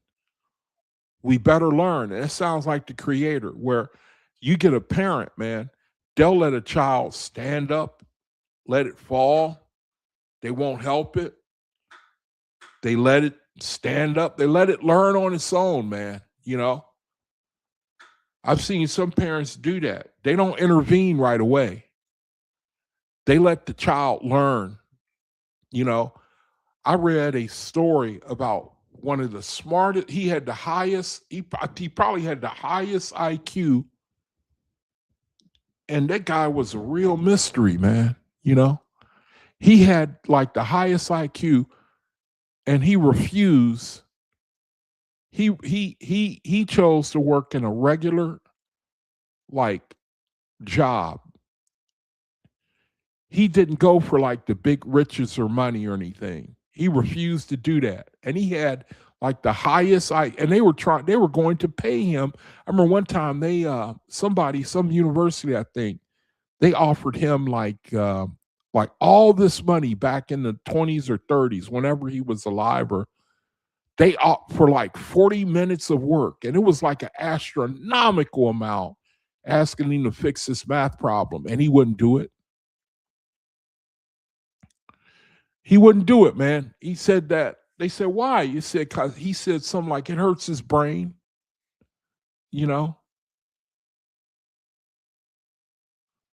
Hurts his brain, man. And he was one of the smartest dudes. You can look him up. I forget what his name is.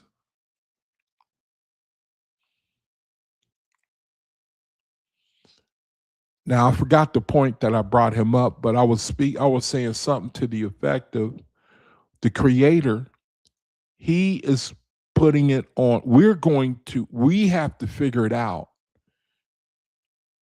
We have to figure out that unless we learn of the template that he lays down, where we seek, our desire is to serve one another somehow.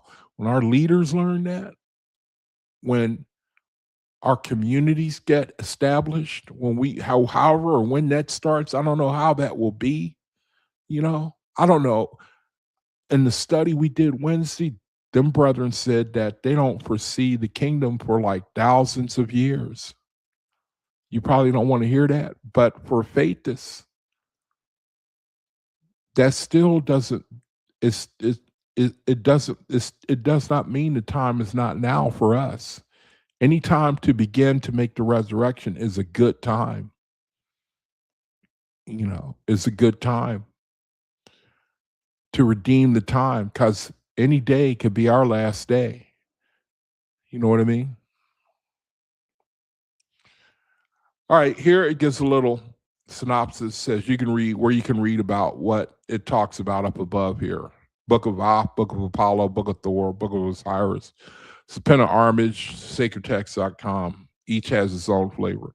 Okay, now we get to the study. Hour and a half into it, right? How did Osiris deal with skepticism? Now, this is his era. Remember, he challenged people to start thinking, man. Think for yourself about what is good, man, you know.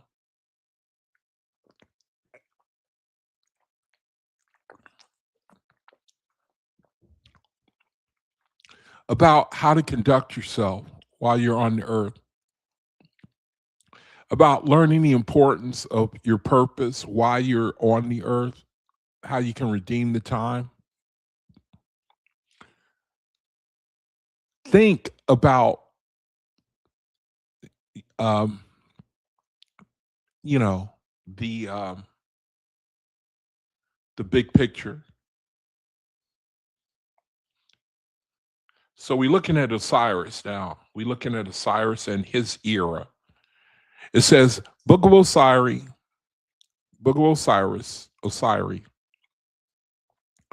son of Jehovah. Osiris was an Etherian god sent to earth and its heavens during a specific Danha cycle, roughly 3,000 years, to counter excessive idol worship and belief by promoting reason, corporeal knowledge, and a measured form of skepticism, unbelief. Meaning, it's good to have a measure of skepticism and unbelief, provided you search it out. You know, you search it out. Something comes to your mind, some question or something you got, and you want an answer to the question you're thinking of. There's some skepticism that's good. It could lead you to the light. Osiris' approach to skepticism, unbelief. His mission was not to eliminate belief, meaning it was good. They were believing in idols and things they couldn't see, and spirituality. Spiritual is not always easy to understand, That was good. You got the ability to believe, but it's better to have understanding, knowledge and understanding. Osiris, that's why he comes. He says his mission was not to eliminate belief entirely, but to balance it by encouraging practical evidence-based inquiry into the physical world. Again, that's what frustrates you about Christians, man. One of the things that it kills them is when you ask them about the origin of the King James Bible. You ask them about the origin. Where did it come from? The Ezra Bible.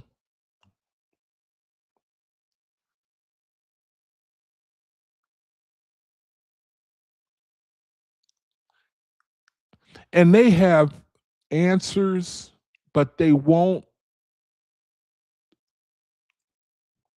What's a good word for be able to validate? They have answers. I've heard, I actually haven't heard that question too much.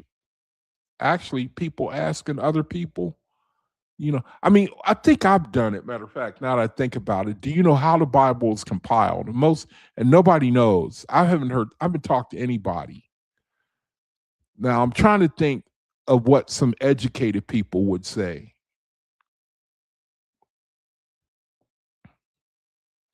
Matter of fact, that's a good question to ask AI, Where does the King James Bible come from? My whole point is that most people don't know. They just look at it as it came from a long time ago. The Jews, they gave it to the world. They said that this happened, that happened, these events.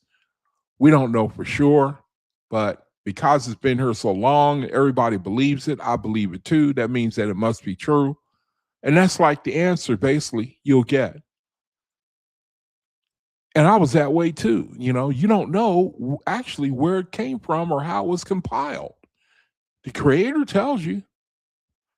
It was compiled by someone who brought together different antiquity works from other religions, and he put it together. The Ezra Bible. And then you had false gods in the New Testament and the advent of the advent of Christianity. Remember Louis Mong? Constantine, he gave Constantine a vision to win a great war. By this thou shalt conquer, showed him the sign of the cross. And then the concoction of the story of Jesus Christ. Now, I've heard brethren say there were two Jesus Christs in the New Testament, but I know that it was a concoction for a greater.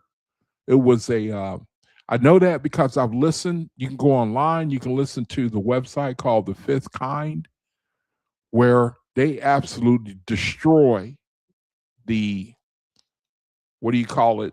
The myth of Jesus Christ. There's another word I wanted that's a little less harsh.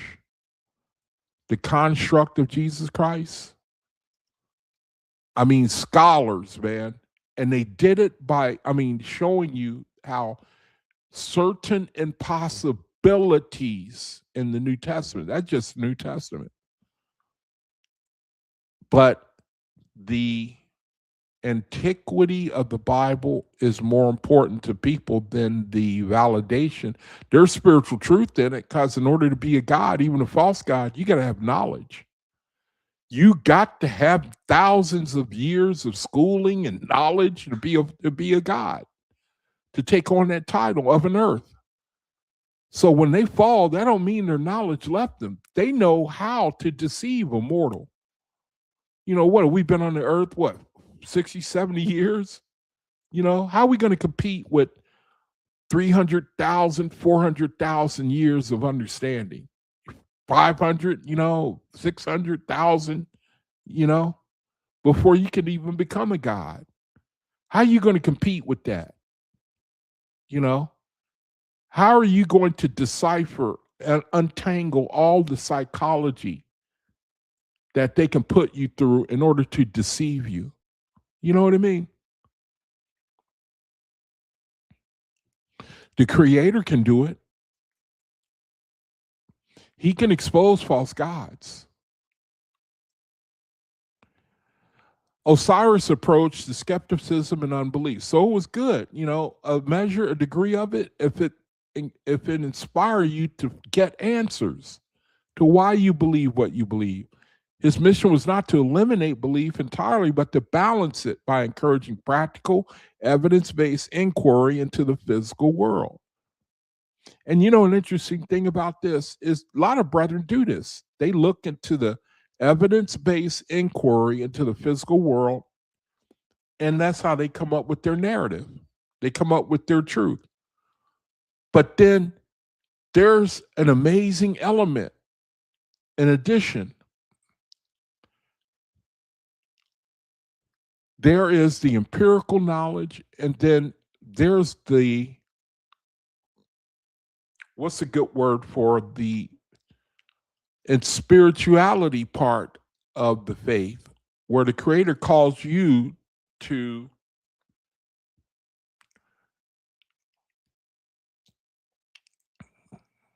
what's a good word for make over your personality. That's the harder part right there. Because we as faithists, we're called to put down pride, put down vanity, and that is pretty hard.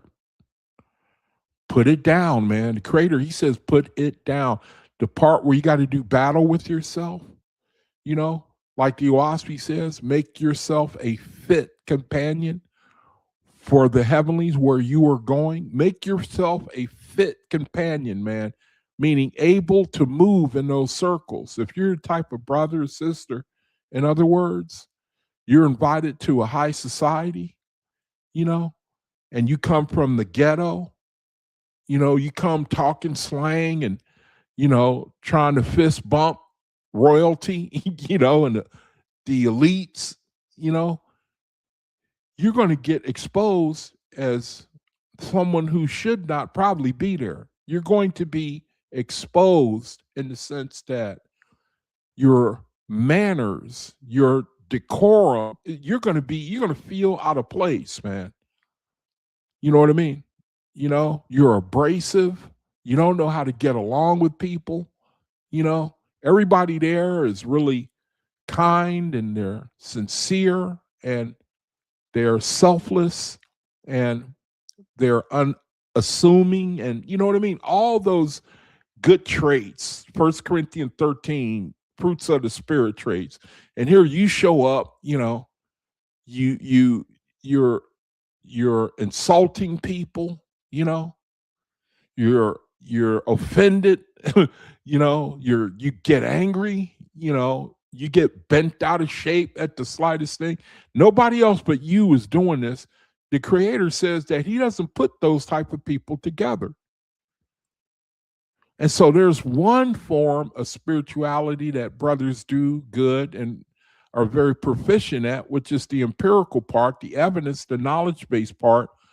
But when it comes to the part where, I don't know what a good name for it is, your actions, your characteristics, and how we have to change that, man. That's one of the toughest parts about Oahspe. Turn the other cheek, being your brother's keeper. You know what I mean? Those things that people don't really like to talk about, but it's probably the most important because it contributes to your spiritual grade. And I know that you can't really live trying to have a high spiritual, at least I can't, where a high spiritual grade, you can't really live for that. You just have to be yourself. And then as you get knowledge, try to implement it. You know what I mean? But that's just as important as knowledge, man. The kind of person you are. You got people in the world, they're real nice people, man. And they don't subscribe to no God, Lord, or angel. These are people that they are in good shape, man, according to the Oahspe. They got natural traits, man. They got it naturally, man. I get so jealous of them people, man. They seem to don't have no cataracts, man. Oh, you got to be glad for those people, man. There's a lot of people like that, man. You gotta be glad for them, man. They might not have a whole bunch of knowledge and everything, but the most important part, man, they got the spirit of an angel, man, an ethereal. They're selfless. They want to, you know what I mean? They just don't seem to have any offensive, negative part to them. They don't have to know the Oahspe, from what I could, from what I can understand. The Creator says they're on the right road. The type of person you are, it means everything in the world, even more than your knowledge. We live in a world that's hooked on knowledge. Hooked on knowledge, man. People love knowledge.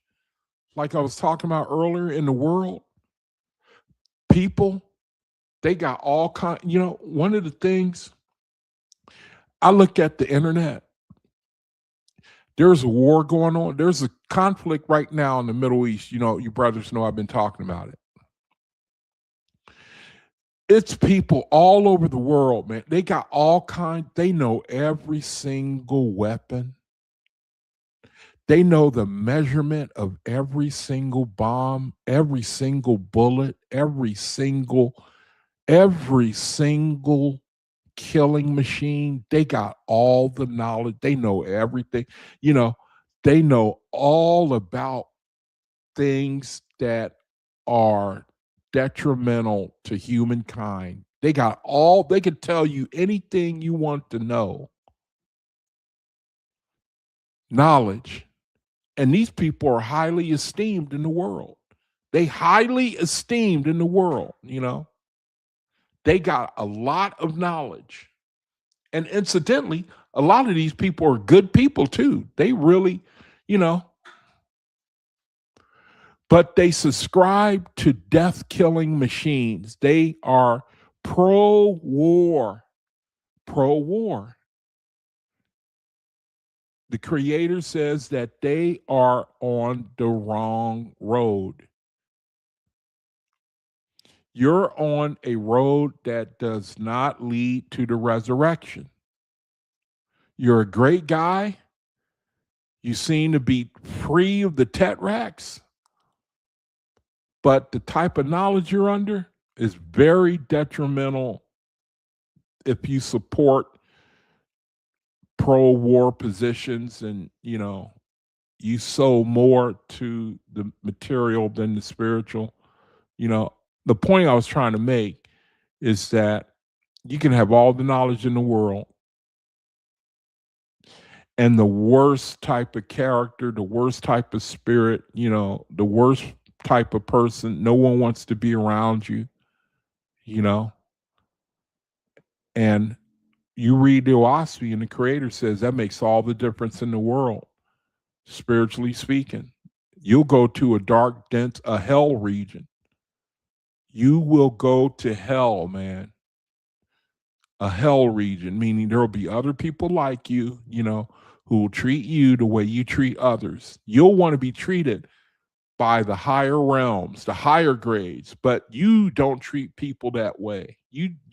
So you can't argue with the justice of the Creator. So each one of us, if we want to go to those high society parties, then we have to go to boarding school, which is now, we got to train. We have to, and from the inside, the world, you can't argue with that type of logic, man. It's only fair. That's you just can't. And I forgot to bring out, matter of fact, you know what? I'm gonna stop the study right now so I can bring out this other study. I'm gonna pick this up tomorrow. I'm gonna stay on this. I'll scroll it so you can see how much more I got to go. In case maybe you want to get ahead of what I'm going to talk about. See how long this study goes? So I'm going to stick to this for a little while. I'm going to come back to this study. I wanted to read another study. I want to read about what happens, man, in the afterlife. I want to read something I learned. And this is what's going to cause men to change. This is how, let me get to the end of this study here. Okay, that's it for that study.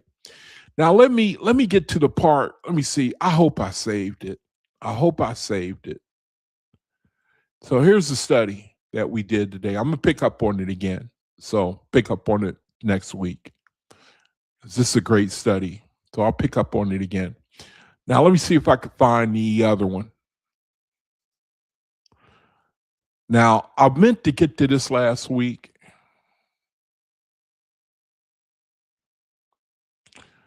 Now, this may be it right here. This may be the study I really wanted to get to last week. I'm going to pick up on what Okay, stop sharing this. And let's see if I can, for the last half hour, share this.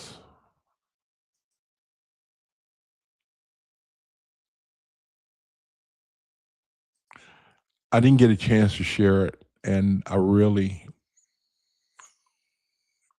think that, okay. Now, this, it's important, man. This type of knowledge is important, man. And this is why this should motivate us, man, to work on ourselves, really, for real, to change our mind. Let's change our mind, man, because see, ain't nobody fooling the Creator. Let's work to change our mind. Change our mind, man. Why? Why is it important to treat people right according to the Creator? And that's probably the biggest thing. That's why I'm pointing this out. It's not really all the knowledge that you have, although that's important, man. But when you want to talk about redeeming the time, doing the greatest good for yourself, man, we all want to know how to do that. I want to know, how do I do that? I'm here for a reason. I want to make the most of the time that I'm here. How do I do that? That's all I want to know. Just tell me, at least tell me, man. The Creator says, all right, Let me show you why it's important. Why it's important to treat people right according to the creator, Yaquab. I'm gonna show you why it's important, man. You know, it says, according to Oahspe, Jehovah the Creator teaches that people should treat each other right, primarily because all souls are part of the one great whole, Jehovah. And right treatment is the path to personal resurrection, spiritual ascension. Look, joy. We looked at this the other day. Okay. Joy. Joy covers a lot of stuff, man. If we could live in joy, that's all. That's, to me, you're home free now. And the establishment of heaven on earth, treating others rightly, is not merely a moral rule, but aligns with the fundamental laws of creation and one's own highest nature. Now, I'm again pointing this out because we do battle with ourselves. And to make the resurrection, man, and to make the highest resurrection for ourselves. We don't know it. It's a mystery, but it's important, man, to learn this lesson. Learn it. Let's learn. If we don't learn anything, let's learn this. And we'll learn all the rest later. We'll get all the knowledge we want later. Remember the angels? They talk about opening the light. There was an account in the Radiance Anthology. The angels say, "Hey, come on, man. What do you want to learn? You want to see the Ethereal Crescent? You want to learn how to make a house? Come over here. You want to read Libraries of Heaven? Come on. We gonna get the knowledge. You know what I mean? We gonna get that. But let's get there first. You know what I mean? Core reasons from Jehovah's teaching on why you should treat people right, man. Here are the main things drawn directly from key books such as the Book of Discipline, Book of Judgment, Book of Jehovah's Kingdom on Earth, and Book of Inspiration. Why should we treat people right? Because we're all one in Jehovah. All people are creations of the same creator. Harming or neglecting others harms the unified body of creation. Right treatment, love, service, honesty, non-resistance recognizes this oneness and glorifies Jehovah. Service to others is the measure of a spiritual. I hit that line again. It's going to mess up my study. Let me put it back. Good, didn't do anything.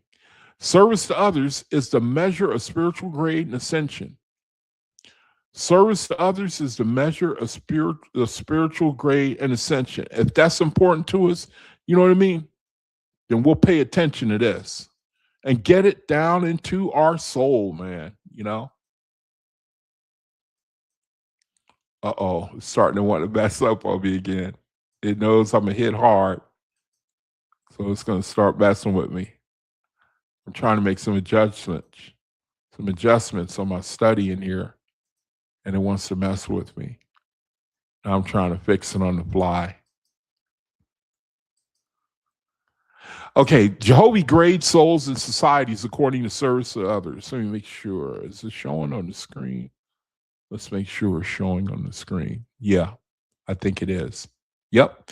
Okay. Now, it says service to others is the measure of spiritual grade and ascension. Service to others is the measure. That's a mindset, man. You know what I mean?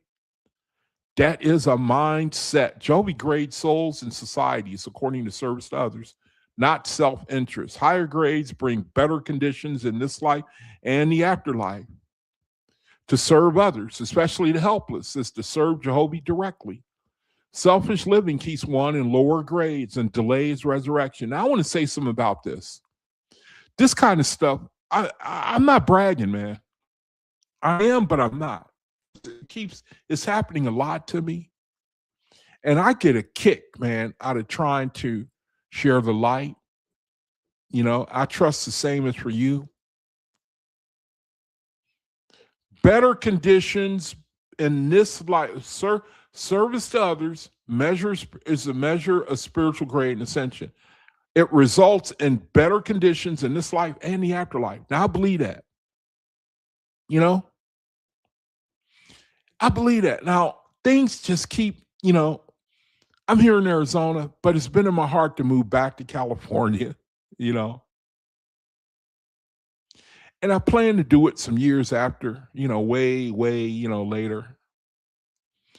And then I found this apartment in downtown San Francisco. So I'm moving right back at the end of this year. I've been here since November, moving right back at the end of the year. Better conditions in this life and the afterlife. And the only way I can explain it, man, I think when you're in line, attuned, when you're in line with the will of the creator, man, anything can happen, man. Already too much happens to me. I'm saying this so that you, brethren, the same will be true for you too. I can testify, man. I testify that there's no reason for the good things that keep happening to me. They're just saying no. I mean, there is a reason, you know. I don't like the high cost of living of California. That's why I moved to Arizona. But then I found something today to put me right in the middle of the city for a cost I can way afford. It's better conditions. It's something I don't mind. It's something that, what's a good word for it, will make me happier. It'll make me happier to my lifestyle will be happier in the sense that I'll be happier in spirit to live there than here if I can afford it. And I didn't expect to do it until years from now, but the creator, he just let me find something. And I think he listens to your soul, man. He listens to it, man. And then for these things to keep on coming up, man, and I'm sharing with you, brethren, because the same is true for you, man. It seemed like when something is in your heart, now I don't care. I could live there or here or really anywhere. I don't really care too much, man, But why does stuff like this keep happening to me? You see? I think when you set your heart on the creator, man, when you set your heart, he do things like this. That's why I'm talking to y'all. I'm trying to, give witness. You know what I mean? I mean, my desire is to spread the light, man. I like to try to find people who can receive the light. And then in the meantime, the creator turns around and he blesses you. So I'm glad to be moving back, man. Even though I just got here, I know that I would like it better there if I can afford it, which I can. Just a little aside, man. The same is true for you, brethren, too. It's the same true, I believe. And it says it, higher grades bring better conditions in this life and the afterlife.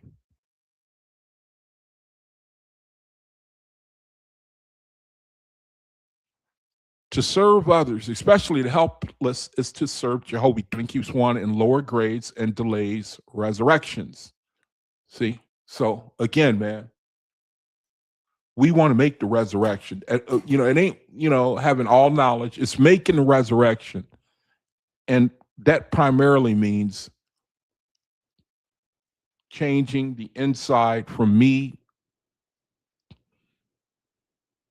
to the focus being outward rather than inward. It's simple as that, man. This is the simplest thing.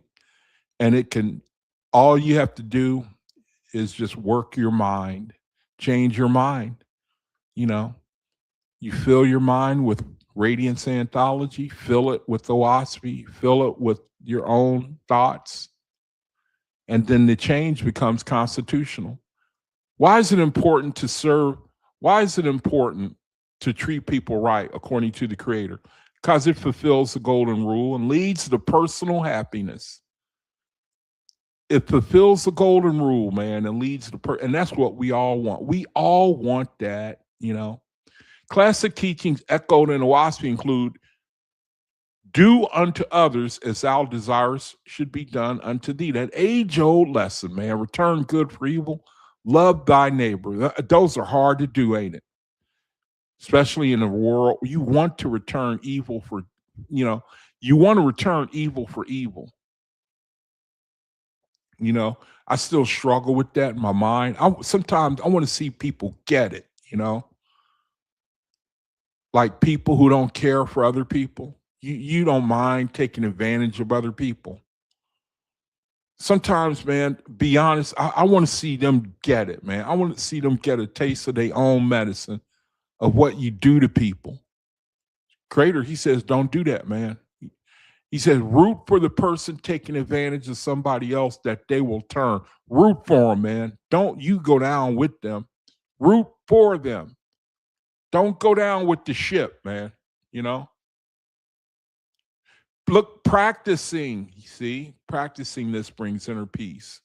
Freedom from enemies and joy. Selfishness leads to spiritual bondage and unhappiness. Yeah, I can't explain it, but I believe that, man. When you focus on when you pray, man, on being able to do something good for somebody, I'm telling you right now, watch what will happen to you. I speak, man. I speak from experience, man. And it bless your soul if the Creator let you do something for somebody. I'm telling you the truth, man. That's one thing I know. I know in my soul, man, you know. If you just let go, man, you know, and you can't call the Creator a liar. You cannot do that, man. You can't do it, brother. Why is it important to treat people right according to the Creator? It is the purpose of life and creation. In the kingdom vision, Shalom, the matured hearers declared, we were created in order to help rescue the world from darkness and to rejoice in our own lives. Because of such good as we can do unto others. Yep, that is the source of all. You know, remember, I was sharing about the people. There are people, man, who sold out for themselves, man, and died. And some people commit suicide, you know.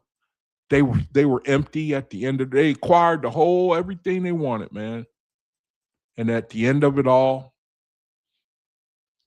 they say, man, you know, I'm suffering from depression, you know, I'm not happy. It was all a waste. Because you serve yourself, man. You can never fulfill, the beast is never satisfied. The beast, man.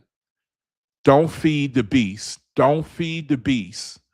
Do not feed the beast, man. The beast, the self is never satisfied.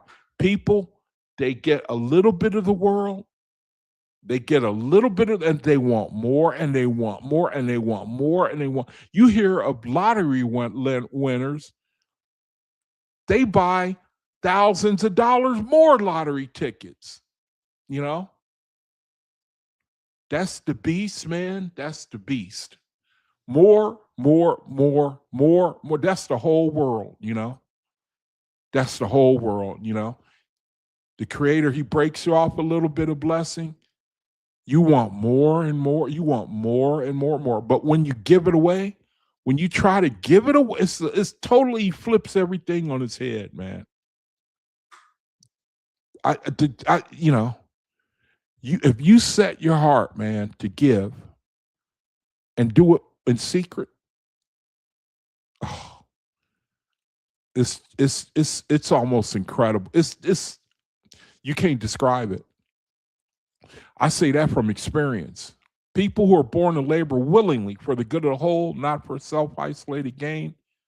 It says, we were created in order to help rescue the world from darkness and to rejoice in our own lives. Rejoice in our own lives, man. Rejoice. Rejoice. Because of such good as we can do unto others, man. That's an opportunity. When the Creator gives you an opportunity to do something for somebody, that's an opportunity. That's why the other day, man, I could kick myself I just wanted to kick myself, man. Remember I was telling y'all I was at the restaurant and the homeless dude came right up to the garbage can beside me and started looking in the garbage can. And the spirit was screaming at me, man, will you please buy this man? Will you please? And because of the way he looked, he was dirty and unkempt. His pants was hanging around his knees. His shorts was showing everybody. I couldn't hang with it, and I rolled away, man. I rolled, and my spirit was screaming. I ain't gonna let it happen again. I know that. Any opportunity to do good, man, is that's an incredible thing. If you adopt that mind, man, where you can't do it this time, you could get set on the shelf, for next time. Where he just set you aside. Oh, I can't use Yaquab because he got a problem with the fact that my son there is he's dirty, he's unkempt, he's looking in the garbage can, he probably smells, and Yaquab can't deal with that. Let me go see if I can find somebody else. Maybe he'll set you aside. People are born to labor willingly for the good of the whole, not for isolated self-gain. It aligns with highest light and brings liberty. True liberty comes from freeing oneself from selfishness. Treating others rightly builds harmonious communities on earth and in heaven, where angels can openly assist. Angels can openly assist. It prevents knots, spiritual tangles, and hellish conditions. This is why it's important to treat people right. Practical emphasis in Jehovah calls for practical action over mere words or prayers. Labor with your hands for the benefit of others. Put away selfishness. Practice non-resistance, cleanliness, purity, voluntary service. Raise new generations without learning division or greed. Okay. Now, actually, this is not even the study I wanted. There's a part of the study where the Creator says that when we go into the afterlife, we judge ourselves. We determine we determine our own spiritual grade. Because each of us have the Creator in us. And we judge ourselves, right? We judge with a perfect judge. We judge ourselves. Did you know that? Did you, brethren, know that? We judge ourselves. We determine our spiritual grade. When we leave our body, we judge perfectly. We have the vision we don't have right now. We judge according to the spiritual. We judge according to the Creator's influence on us. Did you, brother, know that? We judge according to the influence the Creator has on us. That was a study this is not really the study that I wanted to give. The study that I wanted to give, it talks about what happens when we go into the spiritual. We are our own. It's like looking in the mirror with a different perspective from the Creator's perspective. That's why he calls it the true life. Now it's not the true life. The true life is the hereafter. We're in the embryo. He says we will look at ourselves honestly. That's why it's important. Then we realize how important. We look at the eyes. We look at ourselves through the eyes of the people we dealt with. You see what I mean? It only makes sense, don't it? See? And when men get this knowledge, coming to the end of the video, if any one of you want to come on, just type a 1. I'll drop the link. Coming to the end of the video. But man, I don't know where I put that study. It was just going to talk about how we see things from the other person's perspective who we dealt with. You see what I mean? And then when you learn that, when you know that, you don't want the slightest, you know what I mean? You don't want us to offend in the slightest anyone, anytime, knowing that the Creator, He will let us see through the eyes of the person we dealt with. That's something the whole world need to know, ain't it? That's something the whole world needs to know. You know, it make you think of the whom the Creator He calls tyrants on the earth, kings, queens, rulers over peoples, and how they have to make restitution to the people they rule over. See, when you understand that, and if you can receive it, it'll change you, won't it? And then you realize that it's not really important. My will, it ain't really important in the sense that I need to prevail over my brother. Now, it depends on the situation, you know. Situations are different where a faithist have to stand up, you know, stand for the truth. If it's doing harm to the person, then that's a different situation. Now, that is it for the study, man. I'm going to pick it up, the study on the OSIRIS era and the KOSMON era next Tuesday. I'm going to pick it up and try to show how the Creator, His whole purpose is for us while we're on the earth to speed up our growth and save us possibly hundreds and thousands of years in the spiritual, learning the things that we can learn right now. So that's what's going to, and I'm going to pick up on that again, the next study. And so looking forward to it. All right, so that's the best I can do for right now, brethren. Thank you for joining me. And with your permission, I will. Oh, if and a thought just came to my mind too. You know, you brethren, if anyone hears this video, you know, and you talk to somebody about the Oahspe, don't forget the 6-volume set, man. If you can get it for them, that's a hell of a blessing, you know.